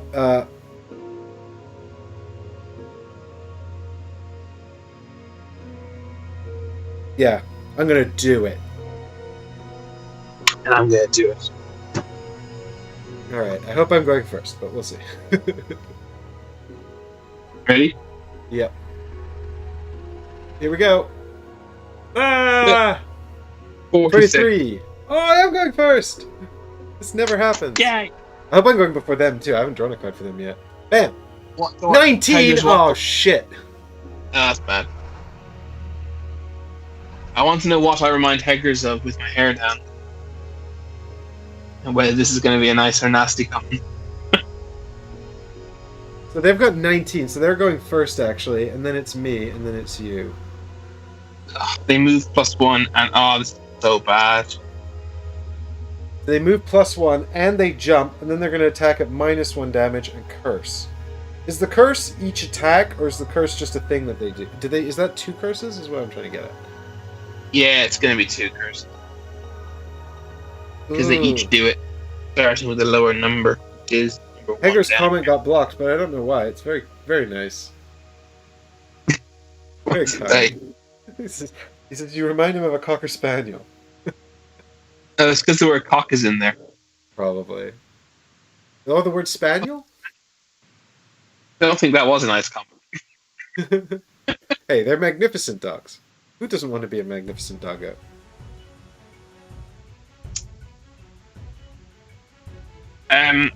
Okay, so... Well, there's nothing I we can guess- do anyway. They're just going to do their thing, aren't they? Yeah, exactly. So he's just going to jump on... The number 1's going to jump onto the leftmost money, I guess. So it's right in front of me. Yeah, I guess so. So, number 1's just going to go... yeah, he jumps with movement +1, which is 4. Are they definitely both coming after you? Yeah, they can't even see you. That's true. Does that disqualify Well, that's not them actually... Well, the issue is not... No, the issue is not that they can't see you. The issue is that you're closer as they focus on me. then? Yeah, so it's just because you're closer. Yeah. Okay. So he then hits me for 3 damage -1 is 2. He generates wind magic as well. It's getting... Fortunately, I can't do anything in terms of blocking, so I have to take this. Okay, so it's he's going to hit you for 3 damage, -1, but he'll apply a curse. And here's his modifier, which is -2. Oh, really? That's nothing then. So he blew Sure, it. be it. But you take a curse. And we got wind Might magic. you take curse? And then number 5 is going to jump into the space north of him and try again. Shuffle in the curse. What was on top of my deck? A -1. That, you know what? The fact I'm shuffling this in has some benefit to it. So he hits you with a +1, so 3 damage total. I'll just take it as long as I can. I've got 7 health, so I'll drop down to 4 health. Well, you're not dead, and that's what's important to me Exactly. as your friend and ally.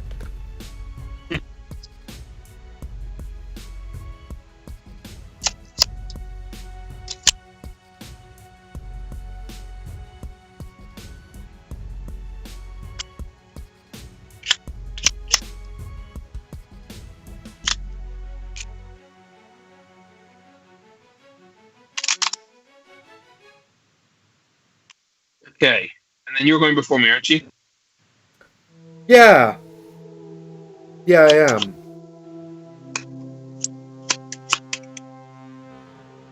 So I guess, yeah, I mean, I don't know. Is there, so I guess what I'm going to do is I'm going to start with Commanding Presence, which lets me move 4, and then I can drop the evil magic to avoid the self-curse, and then I can also, or the dark magic to avoid the self-curse, and then I can also allow you to move up to 3 if you want. Well, I desperately need to now because, yeah, well, desperately, but I'm doing ranged attack, so I took it away. Cool. So I'm just trying to decide where I should end up. I can either pick up the coin to your southeast, or I can just stand next to it. I don't mind. I can pick up. That's the space I'm going to move to, and then I'll loop. So I can. You have that because Right, but I would end in that space, so that's no good for you. Don't end. Please don't end in that. That's fine. Then I'm just going to stand. I'm going to stand next to it then. So you next to the chest then as well? No, not yet. I'm northeast of it. 2 more spaces, or 1 more space to be next to it. Right, and now you can move 3. I'm just going to move on to that space there. Yep. Pick up 2 money in my turn. Cool. And then what I'm going to do is I'm going to use Suggestion, which allows me to move an enemy up to 3 spaces. Before you do that, actually, I was going to say this before, anyway, but actually, if you can move an enemy, this matters even more so. If you move on to that space that I want to move on to, instead of me, that gets you a lot closer to the chest, doesn't it?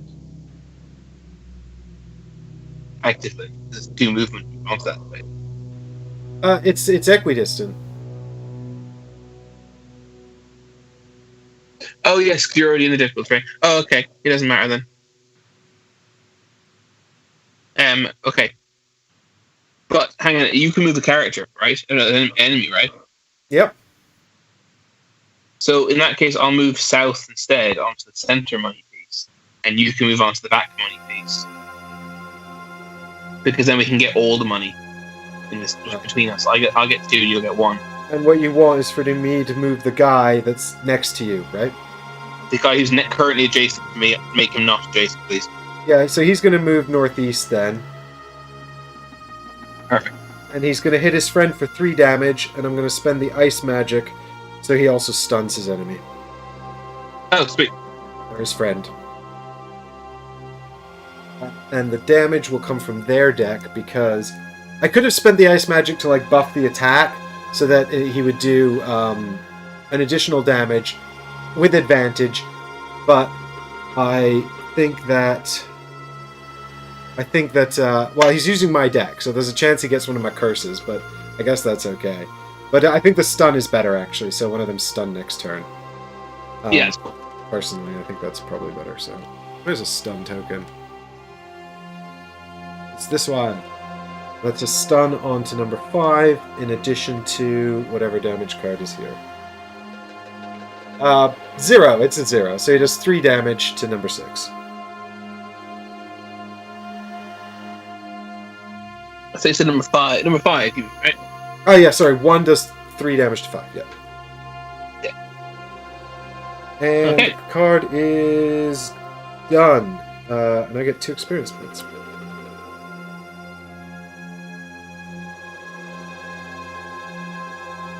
Okay. So, I'm going to use the top half double throw to hit both of them out of the range, with a range 4, strength 3.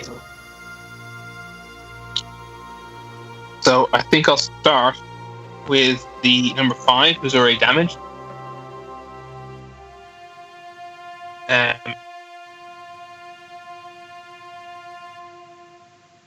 to decide if I want to use. Yeah, I think I'm fine. Yeah, so I'm gonna modify him. He's taking 3 damage. Well, hang on, he's taking 3 damage. He's already got 3 damage. Yeah, so he'll be. I need a +1 basically. But he's stunned.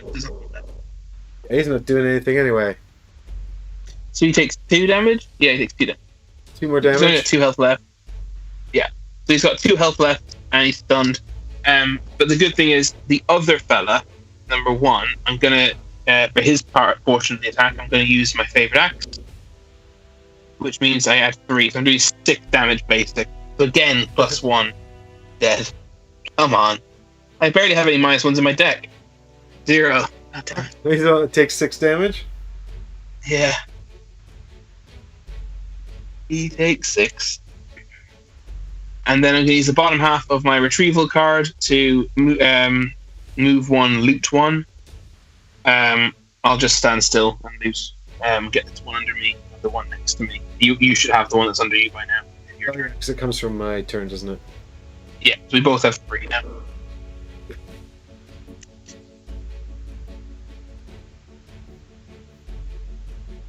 Okay, cool. Not too bad. That's annoying.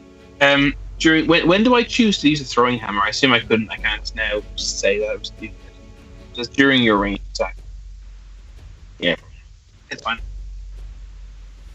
I would question whether you could do that before or after drawing the attack modifier. I don't actually know. Yeah, because it says during the attack. I think you have to commit before, though. I don't know why I think that. I have a vague memory. Okay, that's fine. I'm sure I can take care of that next turn. So I'm fairly confident about taking care of those guys next turn.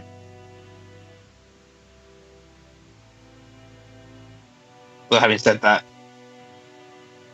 I can't move very quickly. Oh, I can.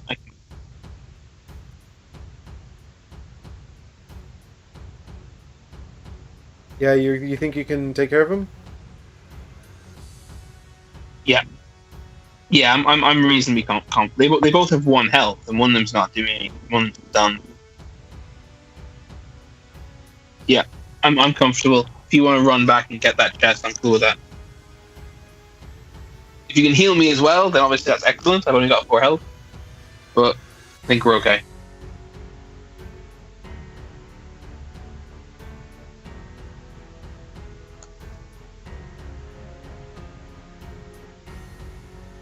Just having to think here about. Well, I mean, if you kill, are you moving quickly? I'm moving slow for me, but pretty quickly actually.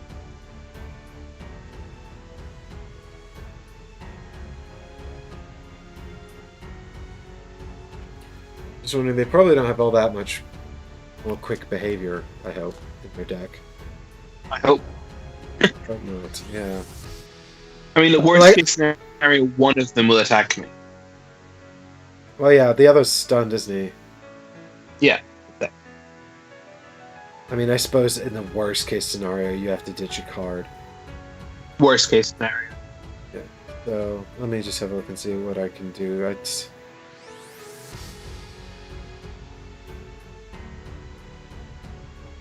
Yeah, I think.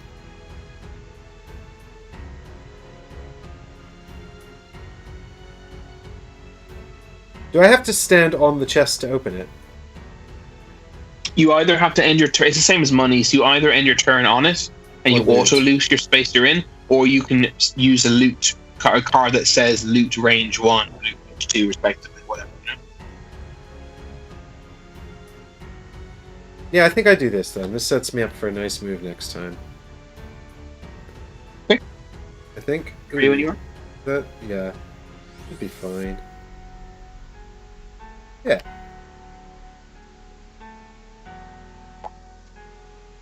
All right, ready? We need a card for the zealots too.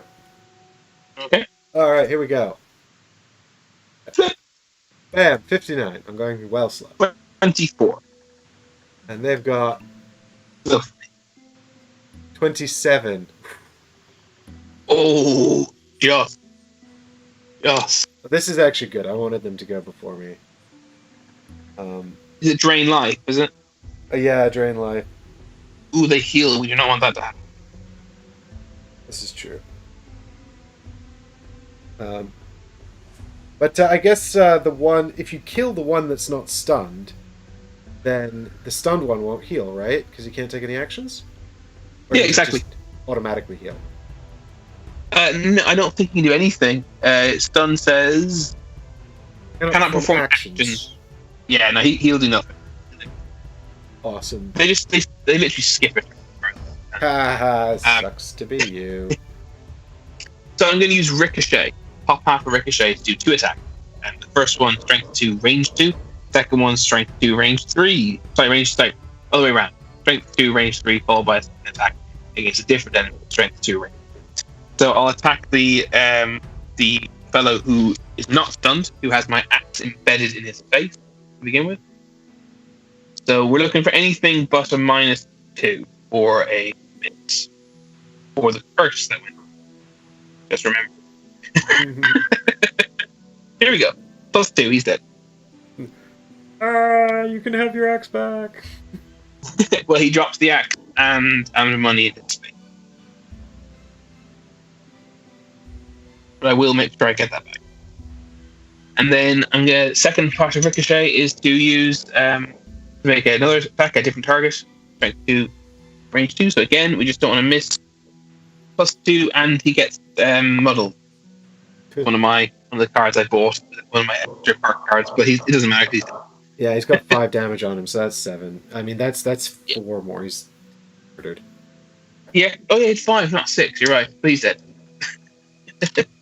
I thought they both had 1 health. That was right. Yeah, I think I said and then that too. But...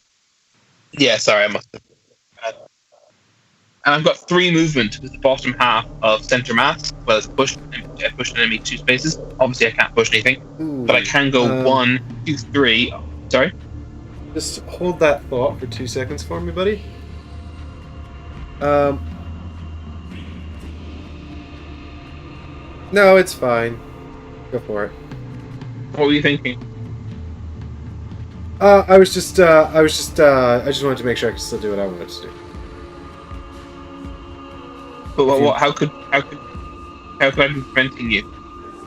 Because if you move away, I might not be in range for you. To heal me. We can talk openly. Now that the cards are flipped, we can talk fully open. Yes. Yeah, it's fine. I got range 3, but I can just do the heal and then move.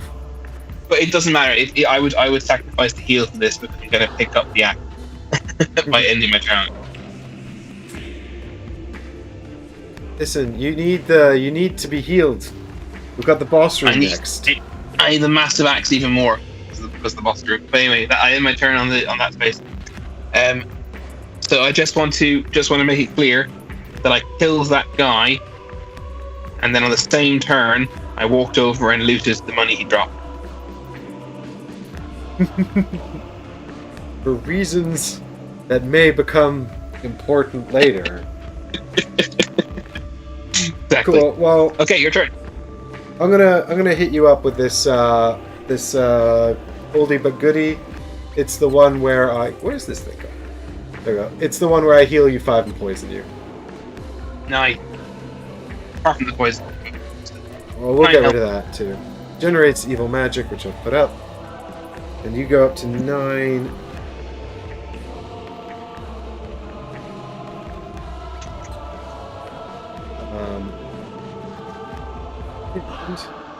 Then I'm just the last card's just going to be moved 2. And I just moved 2 onto the treasure chest. Nice. So at the end of your turn, you loot that. I do. It is number 12. Yeah. Why are some of the treasure chests silver? Also, I forgot where this is. What book am I looking in? Back of the glossary. I can tell you if you want. It's the back of the glossary. I just read it. Ah!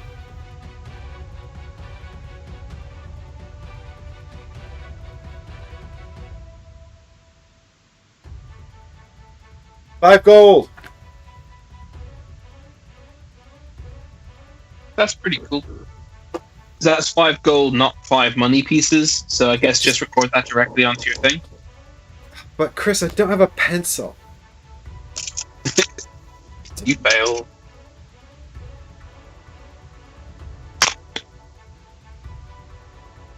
Now everyone can watch me eat a tea cake on my Petra's. Fortunately, I keep my pencil close by, just in case. Okay. So then, they're not doing any drain life anymore because they're all dead. They are all... That's So their deck will get reshuffled in time for the next 2 in that room. Okay, so we're basically here now, right? We're on the El Fino boss fight. Yeah, we're kind of in the final stretch of the scenario, definitely. I've got 2 cards left, which I guess I'll try and use to position myself. The stuff that resets, does that the items, do they reset during a short rest or only a long rest? Only long. Okay.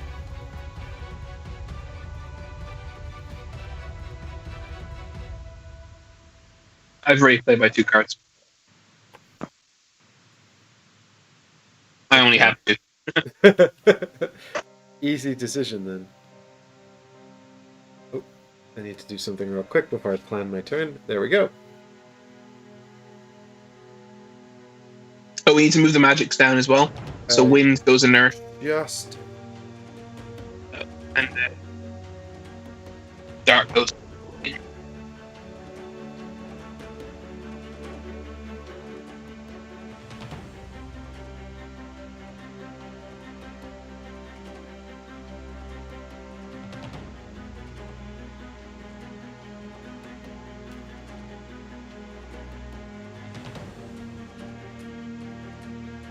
Rats. What's up?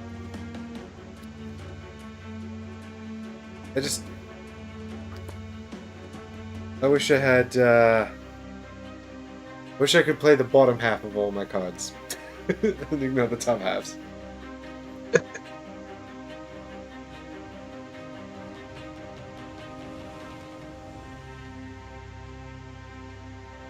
I think I play these 2 and we'll just...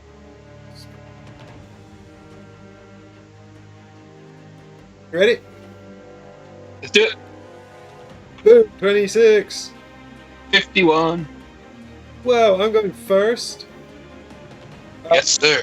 Follow-up question. This, the top part of this card, here, I definitely can't do the thing, but I still get an experience point. Yeah, as far as I know. What's the name of the card? Wicked Scratch. I think this came up before. Yeah, I feel like it did. Yeah. When I'm a perform, I think I'm pretty sure you perform as much of the card as you. Pretty sure you do it. Cool. Well, then I refresh Dark Magic and I generate an experience point, and I've moved into the space that is difficult terrain south of the door. 2 south of the door, yeah. How much experience are you on? 3 I have you on. I've got 7. Right? Oh god, I have not. I ditched I ditched a whole bunch of one-shot cards in the last room. In this room. That's cool.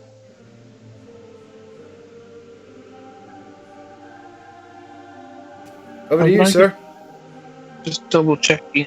My TV. Yeah, hang on. I good. Where is it going? Double throw. Double throw should be A in my lost pile, not my discard pile, and B should have given me 2 experience. So I should be on it. While we can talk freely, follow-up question. Next turn, would you prefer to have movement or healing? Actually, I'm going to be doing a rest. I'm going to rest next turn. We're going to be breaking down the door.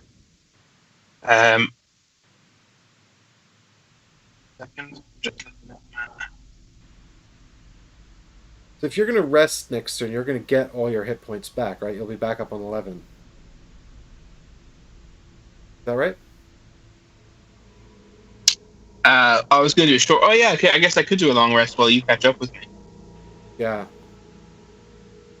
Yeah. Does that make sense? I'll do the thing that I can't do a whole much dramatic. In fact, I think I'm going to do very little next turn. But what I can do is give you some extra movement as well to just help us get where we're going. So I don't need any movement this turn. No, I'm planning next turn. Okay, yeah. Fine. Okay. Trying to You're figure going out first. what I'm going to do. What's that? You're going first, I think, aren't you? Oh, you've already done it. Sorry, you've already moved. Yeah, I've already done my bit. All right, I'm just moving through. I got 3 spaces. And I also generate wind magic, so I'm just going to move 1, 2, 3, and I'm next to the door. Well, then you don't even need any movement. Yeah. Oh, Well, there was a scenario where it could have been useful, which would have been if I wanted to play a particular buffer card. But I just realised that both the cards of that type are the 2 cards I've lost, which is very sad. So, am I taking a long rest next turn? Is that okay? Yeah, look, it's going to be a turn at least before I can catch up with you. I don't have a lot of movement. Okay, well that suits me.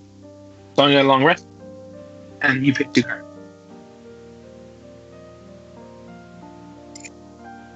Means I get my armor back as well, which could be handy because we do not want that blood tumor to do much damage, heal itself. Yeah, well, exactly. Well, I'll just go ahead and reveal my 2 cards here, which are Gift of the Void and Signs of the Void. So I can basically all I can do this turn that's useful is refresh Dark Magic and move 2. I suppose I could prepare the bottom part of no, that's stupid. Then I would lose the movement. So I think I'll probably just go because I can only move 2. I'll probably just go pick up that coin. Mm-hmm. And generate Dark Magic, and that's it. We've literally got all the money so far. We're going to be so rich, Chris. We're going to buy all of the tasty treats. Okay, now I've got no cards left in hand. Hang on, before you do that, I have to do my long rest. Oh, yeah. And it's 99, so I go back up to full health with 11. I'm going to get my studded leather armor back. And I'm going to choose 1 card to disappear forever. So, not you. You're being kept. You're being kept. You're still poisoned, aren't you? So I am. Okay, I need to make sure I resolve that.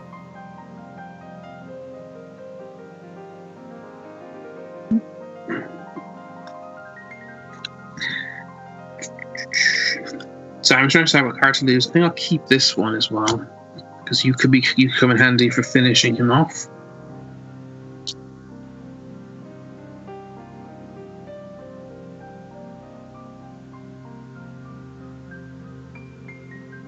How's everyone doing? Everyone good at home?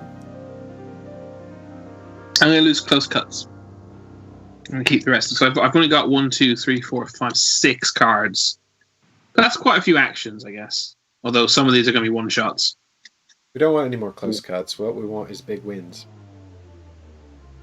That's why I got rid of it. Okay, so are you doing a short rest at the start of the next turn?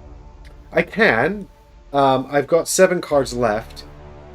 I don't know if I could lose something. Well, to be fair, I'm still on full level. Do I need my weathered boots? Would be useful, but I don't think you're just standing around, so we don't really want to waste any more time. So yeah, I'll do a short rest. And so long as I don't get rid of, yeah, because actually the dark magic's waning now, isn't it? So yeah, actually, I've got a pretty awesome. The wind's gone. I've got a pretty awesome combo here I can pull, provided I don't get rid of either of these cards. The interesting thing is, there's a card here that I've used a whole bunch of times to great effect, and I expected to be using the other half, and I've not used it yet. It's a menu card, and I've used it twice, really, and it's been great. I didn't expect to use the half I've been using, which is really funny. That's cool, though. That's kind of nice. Alright, well, here's the card I'm ditching. Let's see if I need to take a damage here to sort our lives out. But bam! I mean... How much do I care about losing this? It is Resigned Frenzy, which I actually would prefer not to lose, but also, like... Yeah, so... Gotta lose something. I think, how am I feeling about this? I'm gonna move very fast, Chris, but I'd like to go first, please. You will be going first. In that case. Okay, well, this doesn't leave me with a lot of good options in our next room, to be quite frank, but hopefully I can just rely on you to save the day. Fingers crossed. We shall see. You ready to flip? Nope, bear with me 2 seconds. I have made my decision now about what I'm doing. Doing this one. And this one. Oh no, that's not going to work. Sugar.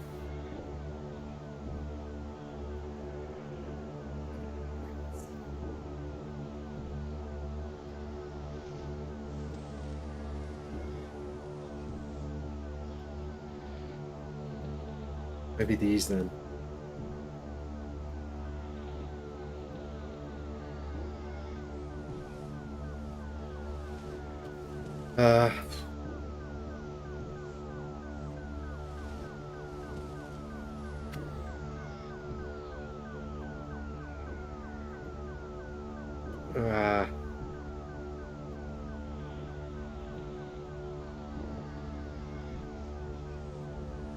Sorry, I completely forgot about your poison immediately after I said I should heal it.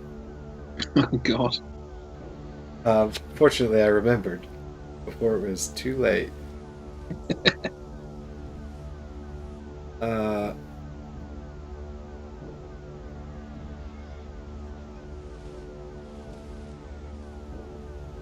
I don't think I can... That's not going to help me anymore.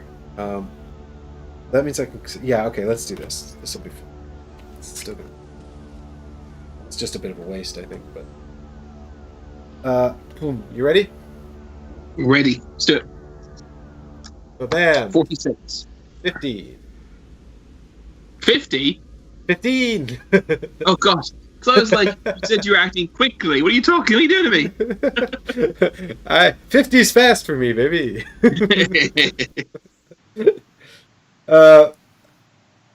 You're right, Bitsy. What are you looking at? Good boy. So I'm going to start with the top half of Sap Warmth here, which is move 2, heal 3, generate ice magic. Target myself and everyone within range 2, but unfortunately I can't heal myself because I'm on full health. Well, I'm not in range 2. Yeah, but you will be because it's move 2, range. Oh. So I'm going to move 2. So now I'm at range 2 in the space just directly east of you.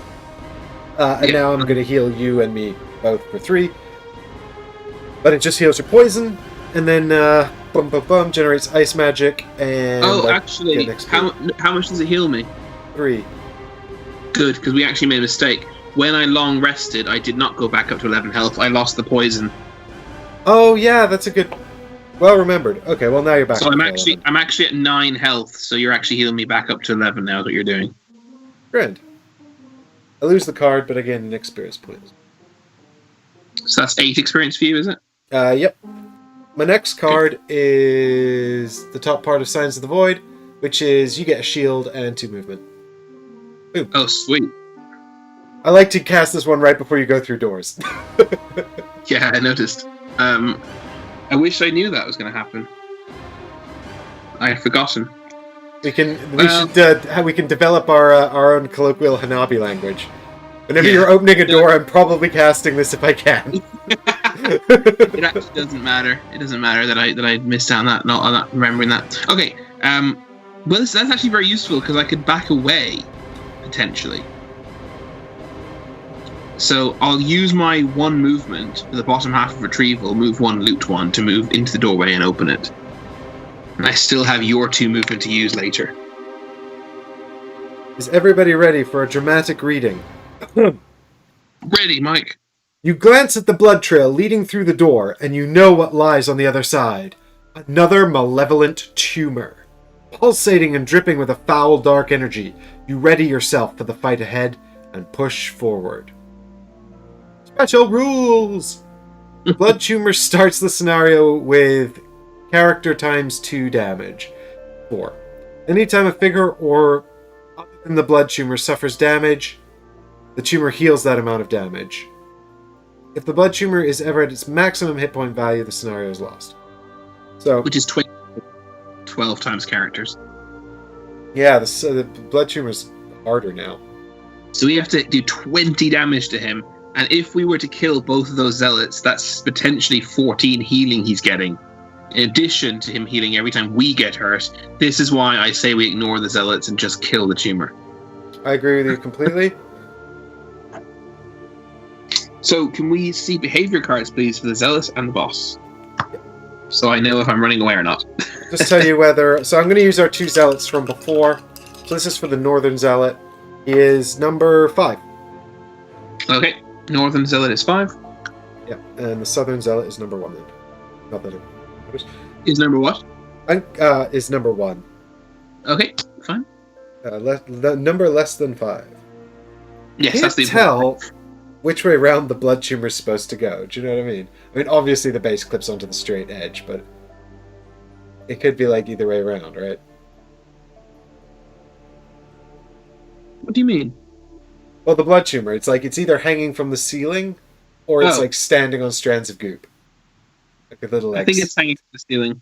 Oh, yeah. Definitely. Yeah, but I gave him a golden base. I don't know if bosses should have golden bases, but I did it anyway. I also gave him a golden base. Okay, and I'm going to put 4 damage on him. Yeah. And we're going to start with the zealots. That thing should have been shuffled from earlier. Just going to sort out their behavior deck. Because the last thing I should have done was shuffle it, which I did, but I forgot my own method for handling this stuff. Got a zealot and a boss card. All set. Here we go. Final encounter. Zealots are doing Drain Life, 27. It's the same one we just had. Move 0, attack -1, range 2, and then heal self. That's alright, I guess. And the boss has got accelerated power, 14 special 2. His special 2 is heal 3, target all allies. Oh my god, he heals his allies? So we damage them, they heal him, then he heals them back. But we're not going to damage them. Yeah, so we're just going to ignore them and tank. Because it says heal allies, not himself, so he's not going to heal himself. Yeah, exactly, so... His special 1 is he heals himself, however. Oh god, what a monster. Chris, kill it quickly. Okay, I'm going to use my power pitch. So I'm going to give myself 2 experience before I forget, so I'm on experience 8. This is a range 3, which I'm in range. Strength 6 attack. I'm also going to be using my favorite axe to make it strength 9. I'm also going to use my barbed axe So he'll be wounded. So the next time he does try to heal, he simply won't. Ha! And at the beginning of his turn, he'll take a damage, right? Yes, exactly. Until he does indeed get rid of it by healing. So this is yes, that gets the barbed axe gets flipped. That came in useful. The axe that I picked up in the last scenario. Yeah. And I'm not gonna bother stunning him because he's not doing anything to be concerned about this next turn. So I can stun him next turn instead. And here we go. Modifier. What do they say? The mystery meat is back. Indeed. Here we go. +0. You know what? It's not a miss. I'll take it. He takes 9 damage. Oof. So I've got him on 13 now. Exactly. So it is now. They get their action. So now he goes next with initiative 14, and he takes another wound because of the he's the damage because he's wounded. He then heals his friends, but they're not damaged.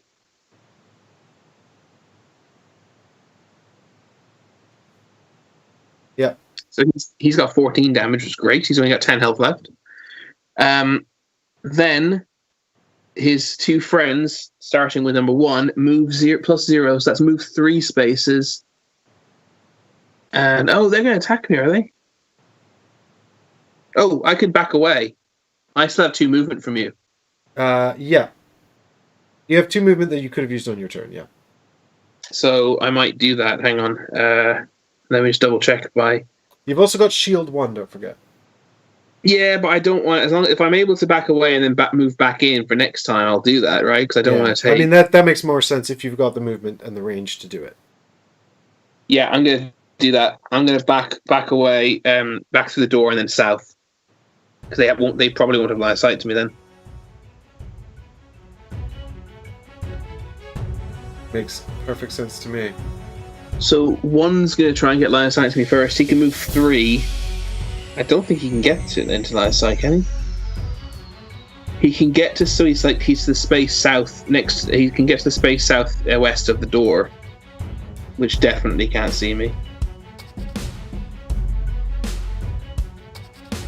But can he see you and then attack you? Oh, he hasn't got the range though then to hit you. So yeah, that's fine. Yeah, so YouTube's being weird again. Sorry, you backed 1 space backwards out of the door, right? And then south as well. Oh, and then south as well. Just to be safe. Makes sense. So he moves 3 spaces, number 1, so he's gonna be next to the door, southwest of the door.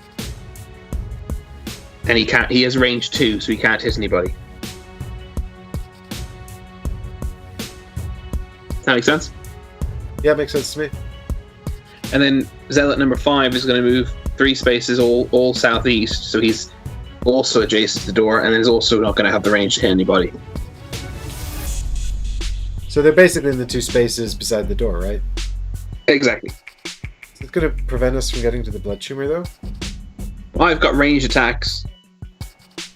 And they don't block line of sight? No, remember?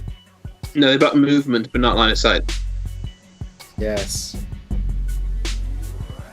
So I'm discarding my 2 cards. And I know exactly what I'm playing for my next 2 cards, so there we go. Dark magic goes to inert, and frost magic goes to waning. Is that correct, or am I completely lacking update? Well, yeah, except for the zealot's behavior creates dark magic. So actually, dark magic is on waning, and ice magic is also on waning.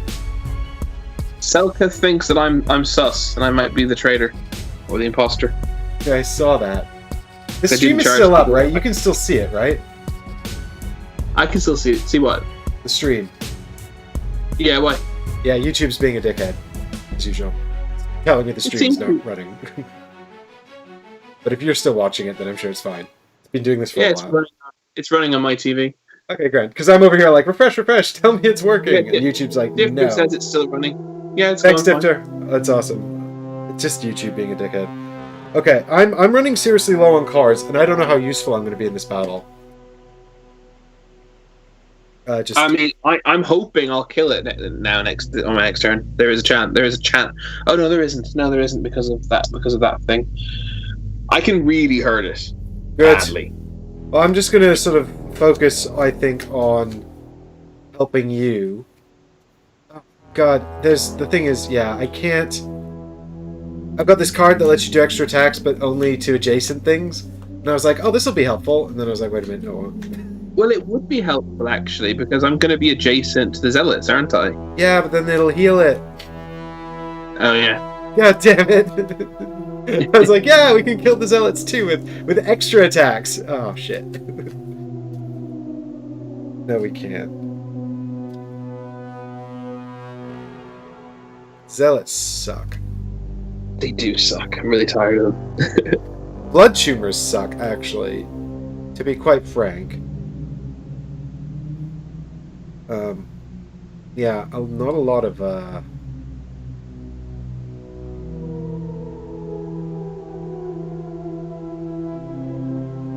Yeah, see, if I could somehow get into the door...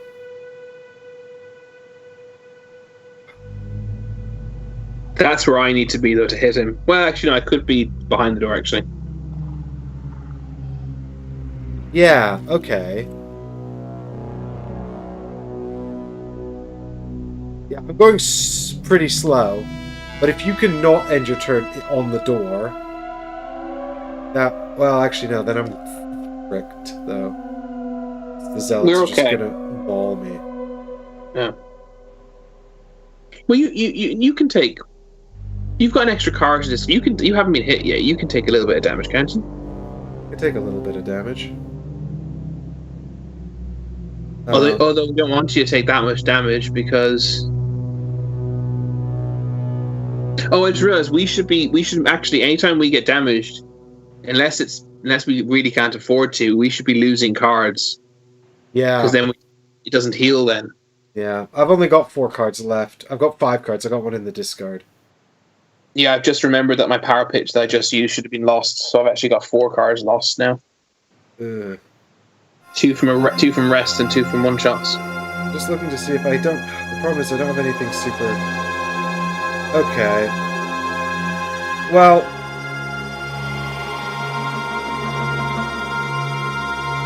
Yeah, the problem is that the zealots move and sort of block us as well. That's problematic.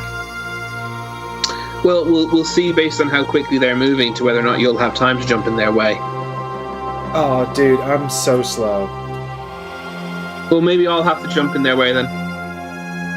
It might just have to be the way it is. They may not move. We'll have to wait and see what they do, right? Yeah. I think maybe I saved this move for later. I don't think it's feasible to pull it off right now.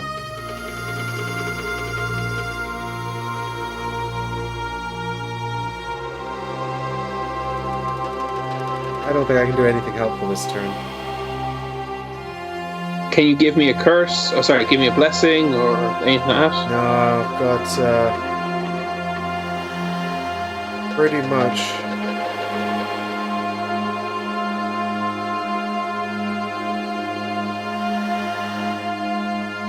Do you know what? I'm gonna go with this one. And we'll see. If they...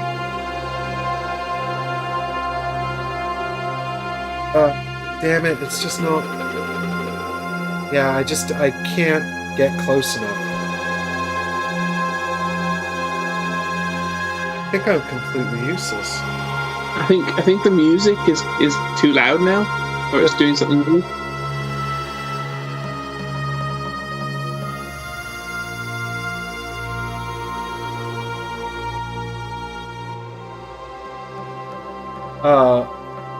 We had some fun with some felt earlier, Eddie.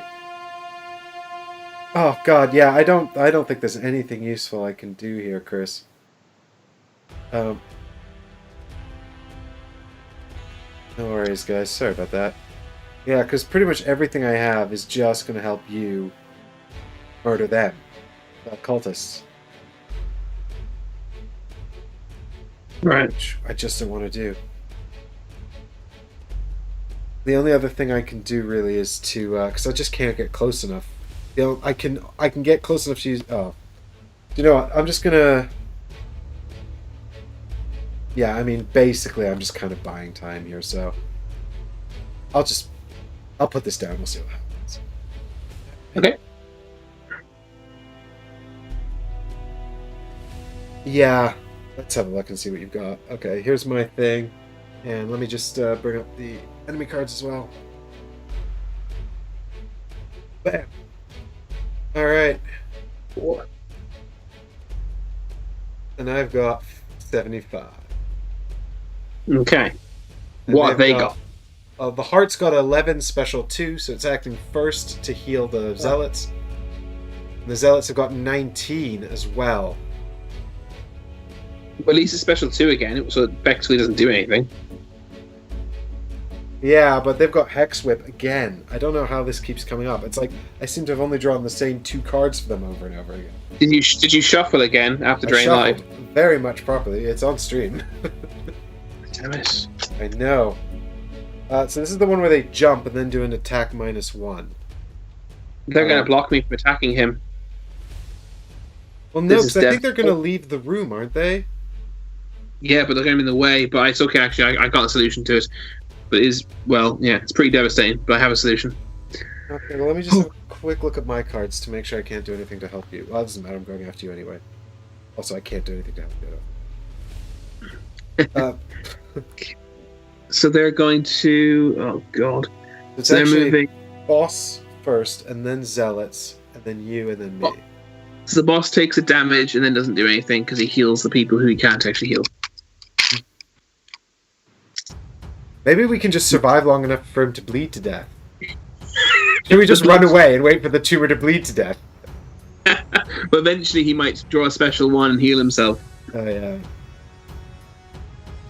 Okay,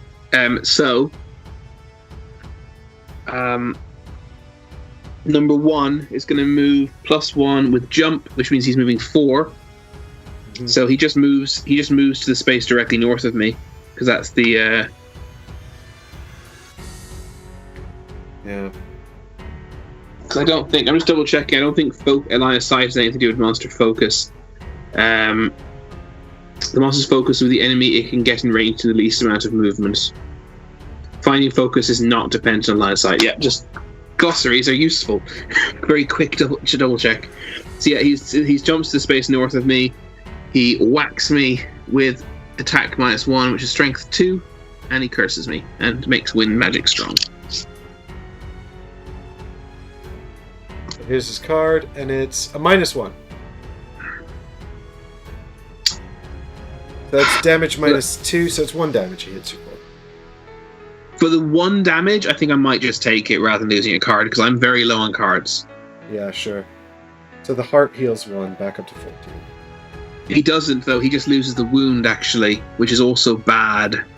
Oh, yeah. But we've gotten 2 free wounds out of that wound, and effectively a 3rd one if it stops him healing. Yeah.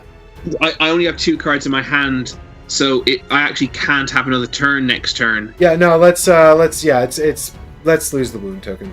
Okay, good. So I take 1 damage. Yeah. And then the other one is also going to jump. He can reach both of us in the same. So he focuses on me again because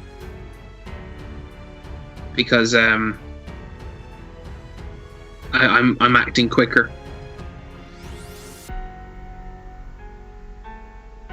So he's going to jump 3 spaces southeast, so he's in between you and me.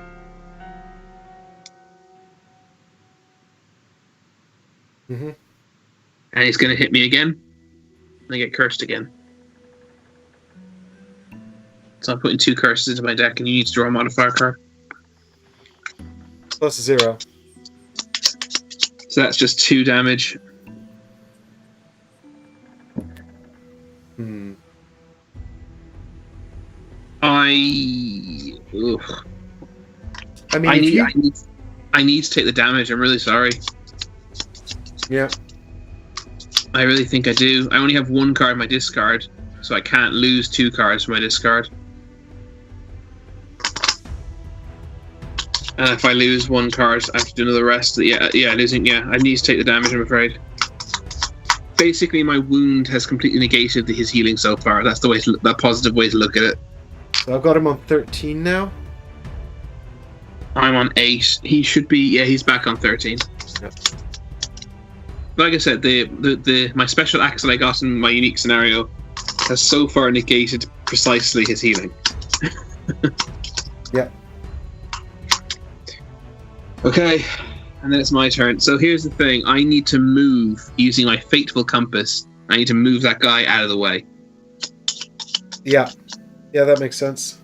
I can either move him through the doorway again, back into the room, or I can put him right beside you. Oh look, if I can't, the problem I've got is I'm basically useless right now. Here's the thing: if that's the case, I would like to move him beside you, so then they can whack you, and you can discard cards to negate the damage for a turn or 2 while I kill him. Yeah, I mean that seems basically like a reasonable premise. I mean, I'm hoping I can kill him not this turn, but next turn if I don't draw curses. Yeah, the thing is, I've got this one power, right, which is Gift of the Void, that I've actually played this turn.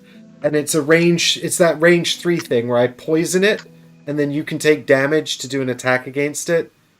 And that would have been really good, because it's attack 3 and it'd be poisoned. But if I take damage, he heals. Yeah, but if you kill him with the attack, does he have time to heal? Well, I take damage to do the attack, so I take damage and he heals before the attack takes place. Yeah, but he'd heal 2, and then the attack would be for 3 damage, plus he'd be poisoned, so it'd probably still be a net gain. Most likely, but there are 3 curses in my deck and a miss. Oh god. Bear in mind, there are also 1 blessing, actually. I lost one. Are you planning to get adjacent to him? Nope, not this turn. Maybe next turn. Yeah, I'm wondering if I prepare Commanding Presence, the thing that gives you extra melee attacks at the start of my turn. I mean, it seems almost... next turn. Yeah, it seems almost not worth it, because... I mean, it's range 3, so once again, to use it on you, I'd have to be near the doorway. I don't know how to get there, if these guys are all blocking the way. So my whole job might just be sitting here, basically discarding cards to avoid these attacks, and that's it. Yes, if you've lots of cards in your hand, then yeah, that's a good thing to do. I have 2 cards left in my hand, and I'm going to have 3 in my discard at the end of this. But I have 2 in my hand and 2 in my discard at the end of this. So the thing is, the only useful stuff I can do really is give you attacks if we're. And the problem is the only attacks I can give you are melee. Well, I can be adjacent to him next turn, but not this turn.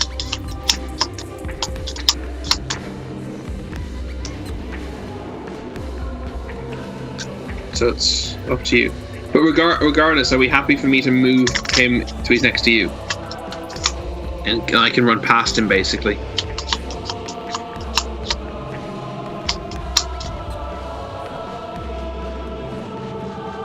Mike? Yeah, I mean, there's basically not really any other way about it anyway, is there? Well, that's my point. If you're adamant that you can't do anything useful, then this isn't really... Well, yeah, the only real way for me what I'm thinking... Well, if you move him north, it negates anything useful I can do. But if you don't move him north, it negates anything useful you can do. And I think you're in a better position to do useful stuff. So I don't know what this whole discussion is about. Let's move him north. We can't move north. There's no way to move north. Sorry, northeast. Okay, right, fine. Yeah, so he's moving there for 2, because that's exactly what my compass has, 2 movement.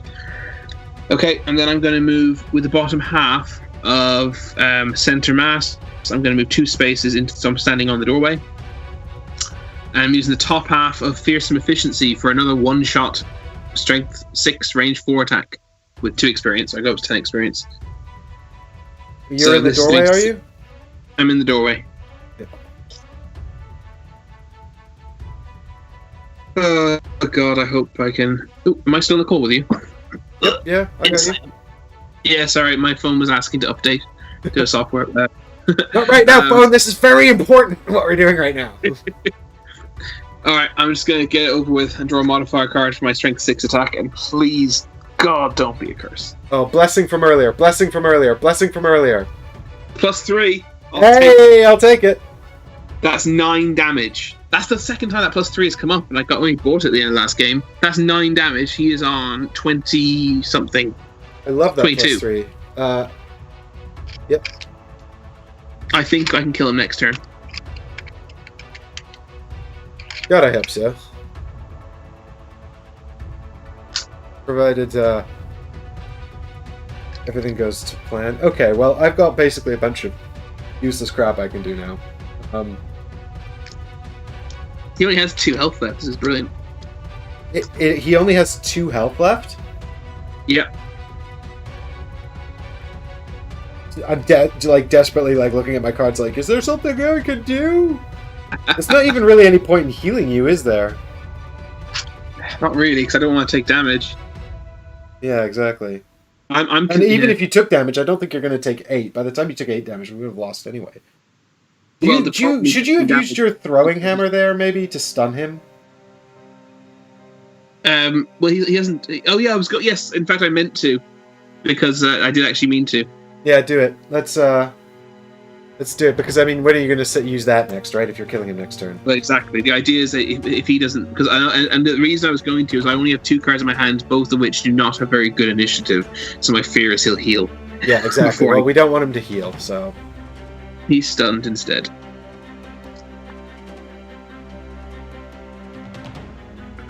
Okay. Well, all I can do, really, is... Oh, actually, do you know what I could do? I wish I still had my stamina potion. But you don't. But I don't. Is there any point in me doing this? Yes, okay, here's my plan. I'm going to use the bottom half of Commanding Presence to move 4, and I can cast a Dark Magic to prevent myself from taking a curse. So I'll go 1, 2, 3, 4 down, so I'm south of number 5. And then... Wait, that's a terrible idea. Why? Because you've just made me the focus of number 1. No, because I'm going to now target you with 3 movement, so you can run into the room and hit the heart. Oh, fine. Good idea. You want to go north or south of in front of it? North for the. Why not? Why not? Exactly. If I can get into the doorway, I'll have a slightly, or if I can, I might be able to get line of sight from that other space behind the door. If I can actually do anything useful. And then I can't really use anything on Gift of the Void because everything would just be sort of kind of counterproductive. But what I can do is generate dark magic, so I'll just do that. Do I get to hit him though? Did you say? Only if I can poison him, and I'm out of range to poison him.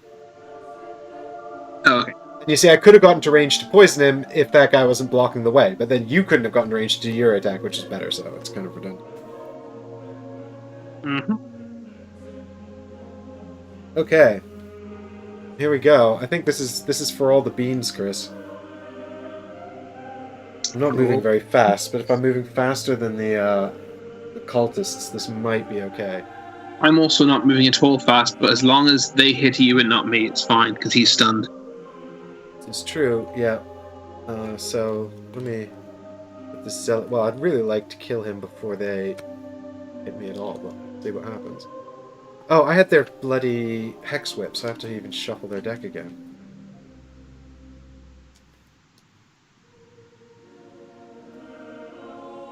I hate that Hex Whip card, man. I can go to hell.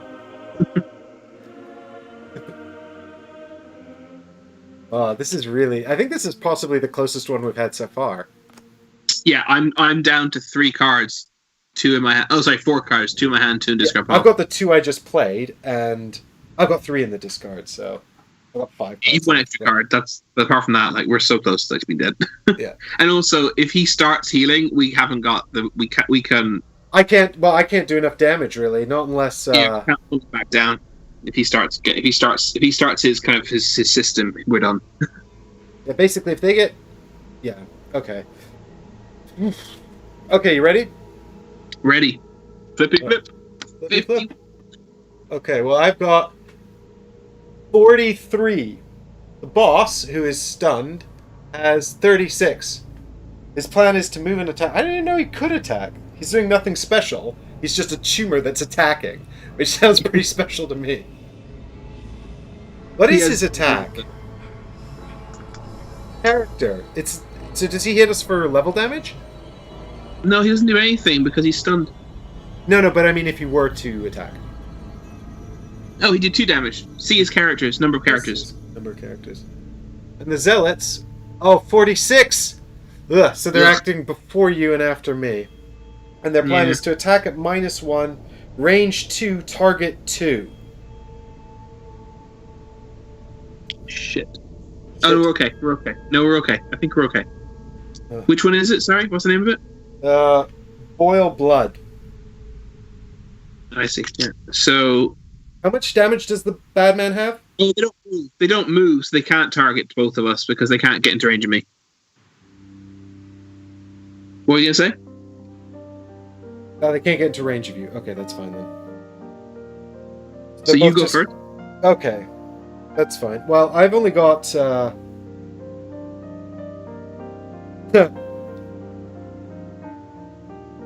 Oh man, I moved you too far away from me. Damn it! But it wouldn't work. It doesn't matter. It doesn't matter. Don't worry.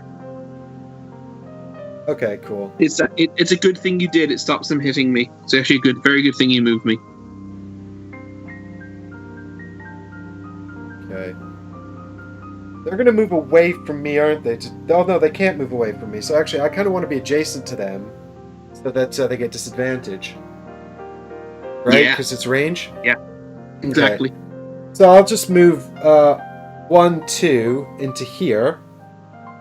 Yeah.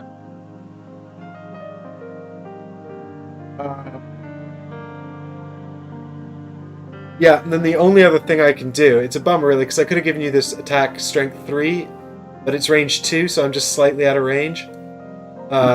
Which would have been nice, but instead I'll just generate dark magic and have an experience point, and I'm also going to activate my chain armor, which gives me shield 1 for the round.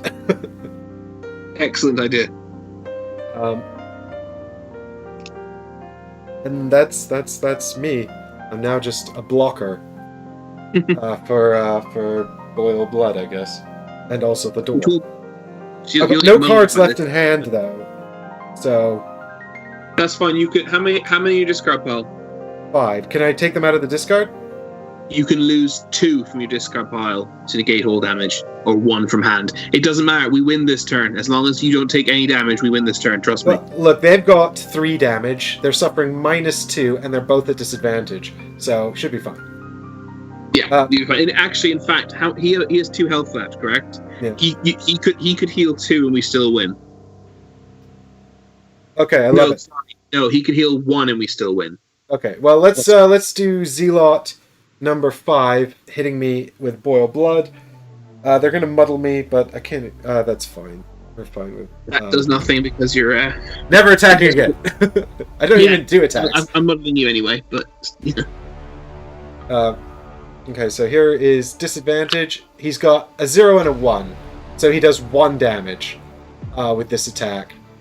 You can take that if you want. That's fine. Take it, because just in case the next one does lots, you can lose the 2 cards. Yeah, that's a good idea. So I'll take 1 damage. I go down to 7. The first damage I've taken this whole adventure. He goes up to. He's got 20. He heals 1. He's got 21 health left. Sorry, 21 damage now. He's got 3 health left. So just on the off chance this next attack is really, really bad, here's 2 more cards, and we got a -1 and a 0. So actually, this does nothing. Sweet. Oh, because it's already -1, is that why? And, well, their attack -1, plus I have a shield. Oh, yes. Sweet. Excellent. So it's my turn then, and I'm going to use the bottom half of Disorientating Barrage to move 2 spaces in a little circle around him. He suffers 1 damage. Then I'm going to move one more space. Also, ending my turn adjacent to him. He suffers 2 damage and he's dead. Max 2 more damage. Puts him on 24. 24. And I've got one more movement which I'll use to move into his space and loot the money that he dropped. And my axe. And I also get experience that time. I'm on 11 experience. And that's it. Oh yeah, and I got an experience point for Wicked Scratch that I forgot to take. Yeah. Victory! Man, the bottom half of Disorientating Barrage, where I just move and cause damage by standing next to people, is like that's the second, if not third time it's ended a scenario for us. It's such a good card. Never forget to loot. It says, move 2, all adjacent enemies suffer damage. Move 1, all adjacent enemies suffer damage. And then move 1. It's so good. That's very good, yeah. I have ended the game, though, with 3 cards in my discard pile and none in my hand.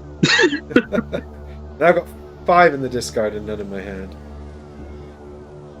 Victory! Okay, we get to read the exciting conclusion now. Yeah, which is in the secret book. Dum bum bum bum bum bum bum bum bum bum.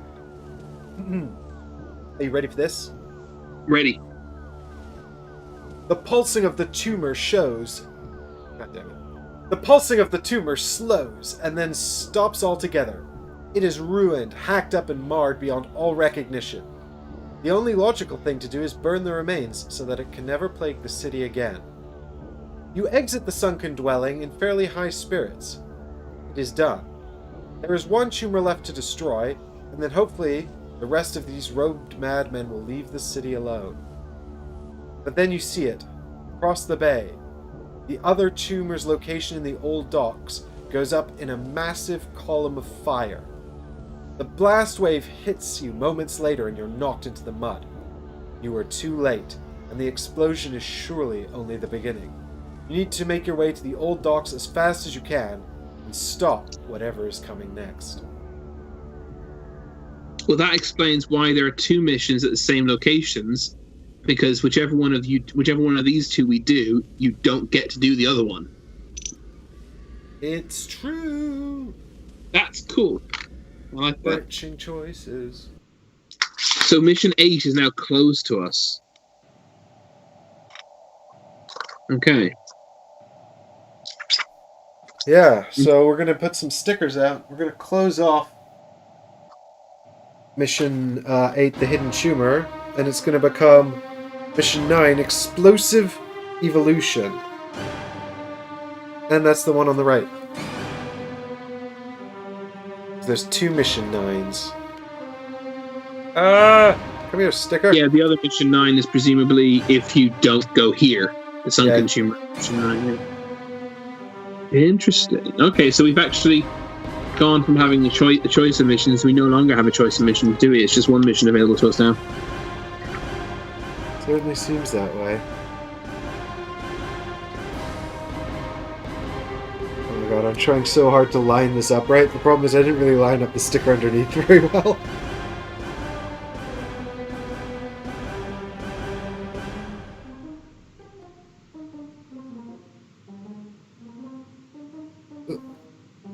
Ugh. Okay, that'll do. Whoa!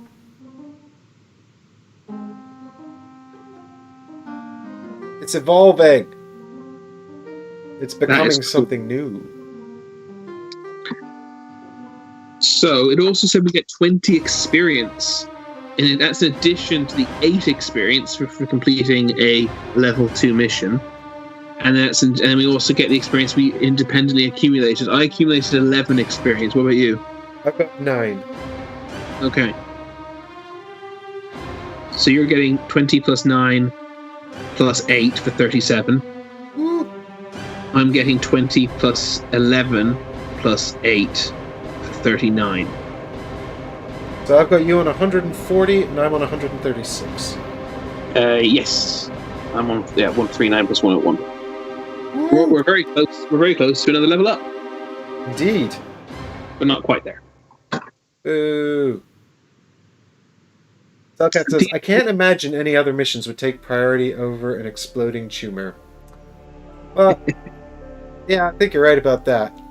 You got, I mean, Jules of the Lion, we're like basically just excising tumors, you know?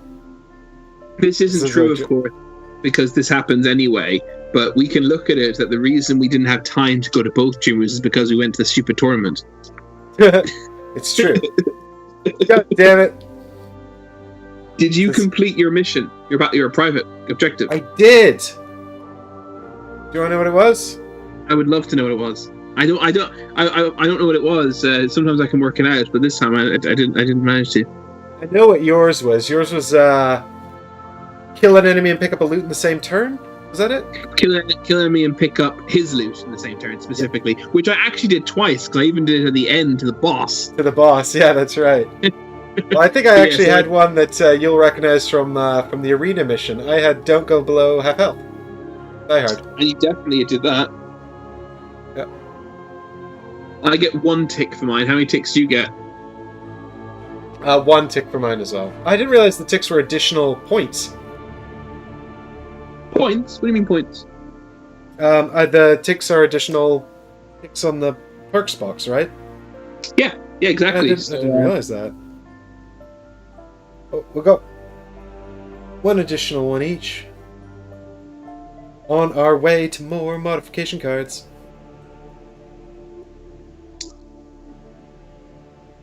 Oh, Tigers haven't done. Okay, well, thanks, Tigers. You saw all the gameplay. We're just going to do the admin now. Anyway, thank you for sticking around so long. That was a very close and dramatic finish. Was indeed. It was a long one too. Took us about 3 hours, I think, to do it. Yeah, I think we're about an hour and a half now. Something like that. So, we're a little under. But... Hour and a half into the stream. Oh, sorry, 3.5. 3.5 hours. Oh. 3 hours and 15. Yeah. But, there's about 15 minutes of hat talk, so. As it should be. Every stream needs a hat chat section. We interrupt this game for 15 minutes of hat chat. How's everyone doing? Have you been wearing your fancy hats outside? You have 4 money tokens, I believe, and I have 5. Correct. What are they worth? 3 each? 3 each, so that's 15 for me. I have 16 now, so I'm on 31. And that's 12 for you. But you got 5 during the scenario. Yep, so it puts me on to 29. Lovely.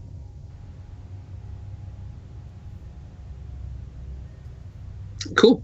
And because we do city events and shopping at the start of streams, that's it. That is it, I think. I don't think there's anything else to do.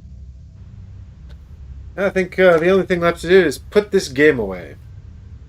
Which is made easier because of the thingy. E-Raptor inserts. Send me more stuff, E-Raptor. I'm doing a good job. What would have happened to Mission 9 if you lost the battle against the mystery meat? You replay it. Sarcophags. Yeah, I think we would have just ignored the conclusion and had to have retried it. We could have gone back and tried the other one, actually. So presumably, the explosive evolution is entirely dependent. Like the amount of time the evolution takes is entirely dependent on the success of your characters. It had to evolve even faster because we're epic. It will always coincidentally happen as you do the first one. But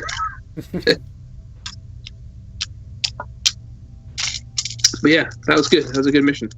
Very close finish. I'm glad we succeeded in the end. Yeah, that one. I felt like we got into the second room, and like halfway through the second room we were nailing it, and I was like, this is going so well. Well, at the beginning as well. I mean, the very first thing that happened was I killed 2 people with my first 2 cards. Yeah. I feel like it was going really well, and then suddenly, towards the end, it started to get really nail-biting. Which I suppose is appropriate, really, because, that's the dramatic finale. But it's funny to think that we kind of did it by the skin of our teeth, timing-wise, in relation to how many cards we had left and stuff. And that was despite the fact that we kind of had a almost flawless start. We had a very, very efficient start and quite an efficient middle as well, and yet we still only barely did it. Makes me wonder about I don't know, maybe if we use a lot of one-shot cards early on? No, I used 3 one-shot cards on my last 3 turns, but only used 1 in the previously to try and kill the 2 zealots, because they had quite a lot of health. Those 2 zealots we had to kill. So yeah, I don't think I used a whole lot of one-shots either. So it's kind of peculiar that. Well, I used 4 throughout the entire game, which is quite a lot, I suppose. But they were almost all at the end, just desperately trying to kill the damn tumor. Yeah. Hey, thanks for watching, Eddie. I'm glad we could provide you with some entertainment, man. Yeah, I didn't think it was going to go our way either. Actually, I thought we were going to get to that last shot from Chris, and he was going to draw a curse or something. You know, like you had so many curses in your deck. Oh yeah, actually, let me have a look at the deck. So. Next card was a +1, then a curse, then a 0/0 +1, 0, then my 2x. In fairness, 2 of the 3 curses were like quite near the bottom, below. Well, my 2x and my miss were actually back to back. But my solitary blessing and 2 of my curses were quite near the bottom, and I had an upcoming miss, upcoming curse. But it worked out. That's the important thing. That's the important thing.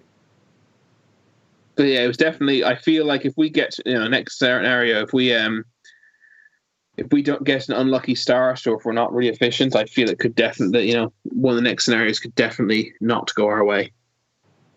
Yeah, I mean we've been very lucky in the sense that so far we've managed to succeed in every single one of them, but it's any day now. That touch wood, our comeuppance is coming. Yeah, well, I hope not in a way, because I don't. The one aspect of Gloomhaven that I'm kind of concerned about is the idea of just kind of the fact that the failure mechanic is just to bash your head against the wall until it comes down.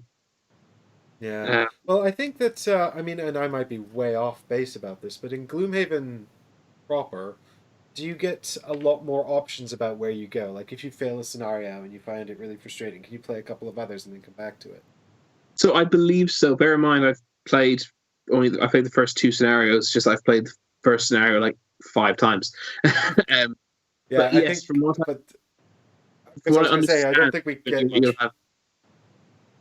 You go. Sorry. I was just going to say, because in this one, the map's a lot smaller, and it's quite apparent that we're not really going to get a lot of branching choices here. But I feel like even after we had just done that one scenario in Gloomhaven, I think we already had 2 choices about where to go. The size of the map makes me feel like you would sort of always have maybe 2 or 3 choices about where to go next.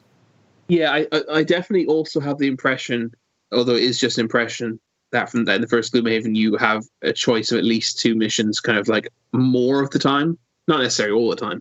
I mean, whereas in this one, it was basically a matter of you have 2 choices, pick one, and the other one closed off, and now we go. So it was just a branch. It was just a temporary branch out, and now we're back into the linear. And then the side quest doesn't really count, because that's kind of like a separate thing that obviously at some point we're going to find these side quests, which are separate. Which is so it's just much less branching, but yeah.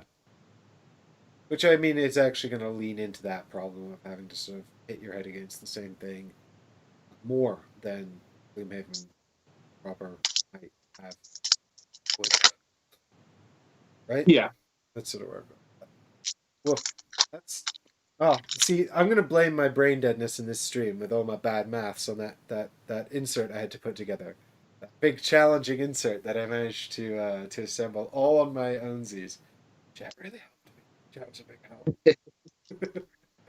I mean, I'm really enjoying the our campaign so far, but I there's a part of me that dreads the idea of having to replay a scenario. I also don't know how entertaining it'd be to watch a replay. I mean, it might. I mean, I suppose it depends.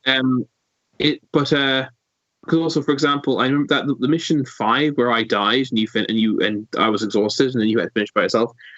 The thing that was so tedious about that one was the objectives. Every time I've had to destroy objectives, I found the destroying objectives immensely tedious. Yeah, I'm not a big fan of that objective either.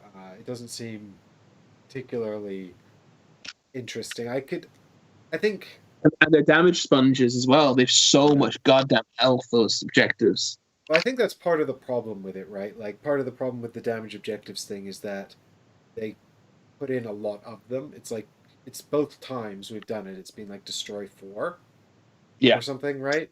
Which is a bit tedious. And it's always like you have to be next to it, and it's got shield or something or a bunch of points. Whereas maybe if it was like I don't know, something where it was a sort of a cross between the arena, right, that you were doing with the waves of enemies. If maybe the objective was like survive in the room and destroy like one objective, while fending off waves of enemies, that might be interesting. Because then it's kind of like a damage. The objective is essentially just a clock for how long you have to survive. You're choosing whether to advance the clock or kill off the enemies that are threatening you, right? That might be more interesting. Yeah, whereas what it actually is currently is the objective is essentially just the world's most boring monster, which doesn't do anything but has lots of health. So, and that I remember thinking at the end of that was a long one, that fifth one, and large portions of it were a little tedious because of the objectives. And I was like, if we fail this and have to replay this, I don't want to. You know what I mean? And I just hope that doesn't. I hope we don't fail one where I feel that way about it, because that would be unfortunate. Yeah. Yeah, I mean, I would not, I think, be particularly excited about the concept of replaying one either. I suppose there's some excitement in the fact that we've got these 17 cards, so we can sort of go, okay, well, what cards could we take to try and help us get through that? And changing up the abilities might make it feel a bit different. That's true. You can actually modify your deck and say, "Oh, we kept running into this problem, so I'll bring these cards." Yeah, that's fair enough. That Do it some could preemptive actually, problem solving. yeah, it could become a fresh puzzle in that sense to try and solve, which would be fun. Well, I think the thing is, though, what I was going to say about that is that I think a lot of people do really enjoy that. Think about people who deck build and stuff like that. Android Netrunner, these kinds of competitive card games.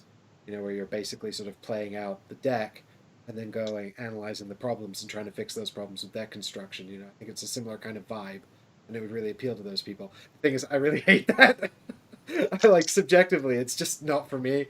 I don't mind it like in something like Super Fantasy Brawl. I find it quite fun.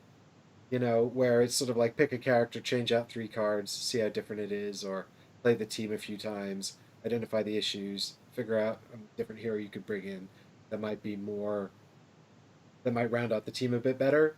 And I think in Gloomhaven, I wouldn't have I think I'd find it quite compelling because it's such a limited card pool, right? But as a thing, it's not something that generally really appeals to me. Yeah, it'll get bigger. But the thing is, I just don't like repeated content either. So I think the idea of repeating a mission in this, I think I'd find probably a bit of a drag. But I also reckon, like, in a way that heightens the stakes of the game for me. So I enjoy the first round more because I'm like, I really don't want to lose this and do it again.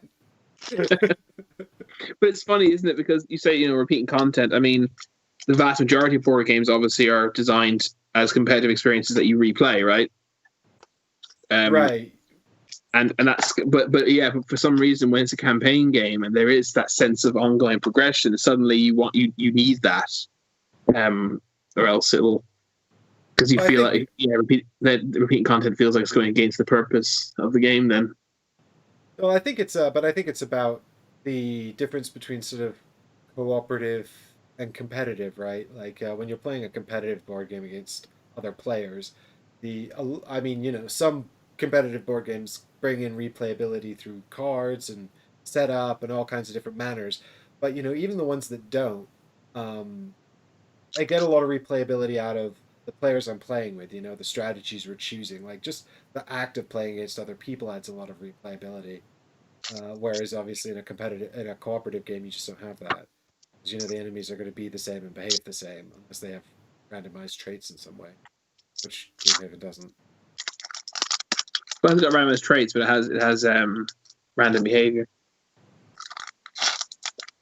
Selkath is saying that, he thinks the damage, the objective goal. It's a goal. It's called a goal. The damage objectives goal can be more interesting if they were less damaged, sponges, and better protected. As an example, the tumor you fought was protected by 2 strong enemies holding a choke point. Yeah, I mean, that particular setup, and obviously the tumor's not an objective in the same way we're talking about. It's not passive, right? It's doing stuff. It's doing stuff. It's got behaviors. And maybe if the objectives actually had behaviors or did things, or alternatively, maybe if our behavior towards the objectives could modify the AI in some way, like there's a special extra behavior that was added in the AI. Like if you threaten the objective, they run to defend it or something, right? Yeah, something like that. But the choke point is a good point. It did make that encounter much more interesting, and it gave us an old crap moment. Yeah, I mean, we would have been screwed if it wasn't for the compass, like that when they blocked the doors, we would have been completely screwed because we would have had to kill them both, and then or backed up to drag them out and then run past them in the room, which we didn't have the time for because we didn't have the cards. We didn't have time for. And do you know what's so funny? Do you remember that time earlier on where we were just wondering, should I attack the elite scout with my strength 1 attack with disadvantage or not? Yeah. After that, I actually thought to myself, I could have used the compass to move someone away, and then it wouldn't have been disadvantaged. So I actually forgot to use the compass earlier, and that's the only reason I had it available to me at the end of the game. And I found that in a chest in like mission 3 or something. So thank God. Yeah, you might not even have that, right? But the other thing is, there was a moment where I rested, and I think it was the first time I rested, actually, and I burned the card that, or maybe it was the second time. I think it was right after I picked up the chest. I rested, and the card I randomly discarded was the one that gives you blessings when I heal poison from you with it. And the bottom half of it was, and I remember I said this exactly during the game. I said, I don't need the bottom half of it, because it just allows me to move enemies 1 space, and there's no traps. Yeah. Which would have been absolutely perfect to solving that problem. Because I could have moved both of those guys 1 space around the back of me and dashed forward to the door and cast my poison spell and everything else I wanted to do. So it's one of those things as well. It's like I'm so used to using that spell to move people onto traps or move them adjacent to each other so I can trigger the thing where they hit each other. And I'd already sort of missed those opportunities. I just didn't think about it sort of in terms of limiting our movement. So, it's a good thing we had this experience as well, because now I can add that perception to my tactical repertoire. Yeah, you've learned another function of that card, I guess, right? Yeah, and, well, now I'm going to be on the lookout for things like choke points and things like that, where, we might need to clear enemies. Because so often you're like, okay, well, I've just got to kill the dudes. What's the optimal order in which to kill the dudes, right? I'm going to kill them all eventually. But in the case of those blood tumors, it's like, no, now I actually have to add in this extra element of ignore these other dudes and get around them, And yeah. The choke point served us. I mean, we got into the position with the choke point because we were using it not to take any damage. But, we also had to do that because we didn't have the cards to avoid taking damage. And it heals the enemy, right? So... I wonder... +1 strategy IRL. Say again? I gained +1 strategy IRL. I'm now a level 2 Mike. I wonder if I'm having this famous problem that I mentioned about getting all these flat into the box. I wonder if it's possible. I mean, I'm assuming it is possible, but I wonder, is it possible to kill zealots and let the thing heal? And still kill it. I guess so, right? Like, the thing is, well, no, because you've got to balance... I don't know. The problem is if it gets to full health, you lose, right? Yeah, exactly. So you can't just, like, sort of kill them, let it get to full health, and then, be like, okay, if you kill them, that's 14, right? So he'll be at 18 health then. Well, he started on -4, though, right? So you really need to get him down to sort of a safe number, so that you can kill them. And then, I suspect if you had... I don't know, you'd know this better than me, because you played with the other characters. But maybe if you had the Demolitionist with AoE, it might be safer to do?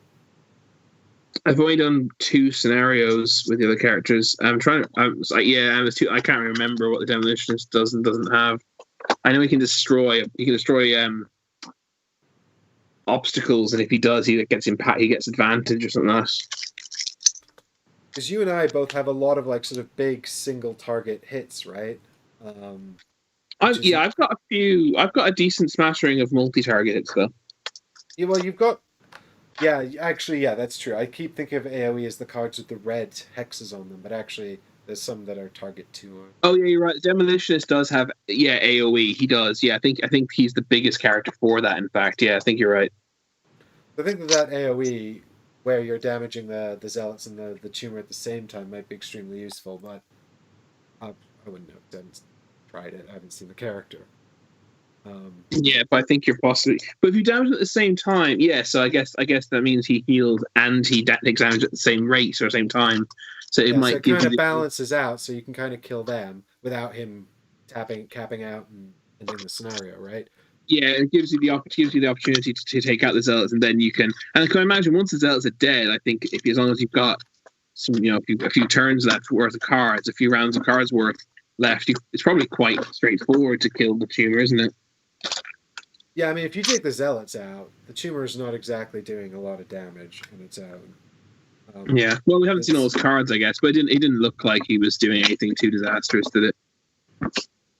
Well, I mean, I think a lot of the boss cards are just triggers for the behavior on the boss card.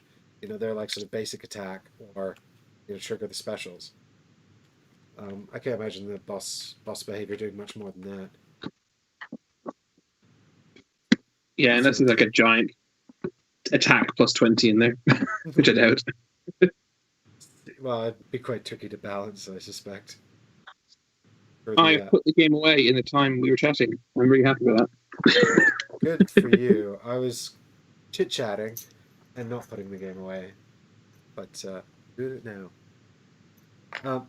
But yeah, I think that's all of our post Gloomhaven roundup. Thanks so much to everybody who joined us for this adventure, and we'll be back soon for the next part of Gloomhaven. I hope you're all still enjoying it. If you are, I mean, we'll probably keep playing it because we're having a blast. We'll keep playing it until we have to replay a scenario, and then it'll be dead forever. But and then we'll see. Yeah. But I hope that you're enjoying it. If you are, please do leave a like down below. And Chris wins a second time today. Putting it away, I'm assuming. Maybe that's what he means. Oh, you will put it away faster. That's the tiebreaker. We tied on Gloomhaven. What's that? Even though I have a fancy tray. Yeah. So if you want to see more of this content, do leave a comment and a like down below, and let me know that you want to see it. And of course, as usual, the hat's not perfect at all. It doesn't anyway. If you do want to support the channel, sorry. I said thanks so much for watching, guys, because I'm really enjoying the playthrough, and it's significantly better for having you guys along. Even if you're making mean comments, Heggers, it's still a lot of fun having you guys around. It really enhances the game experience for me, certainly. Heggers who can't win. Even when he's trying to be nice, he gets flack.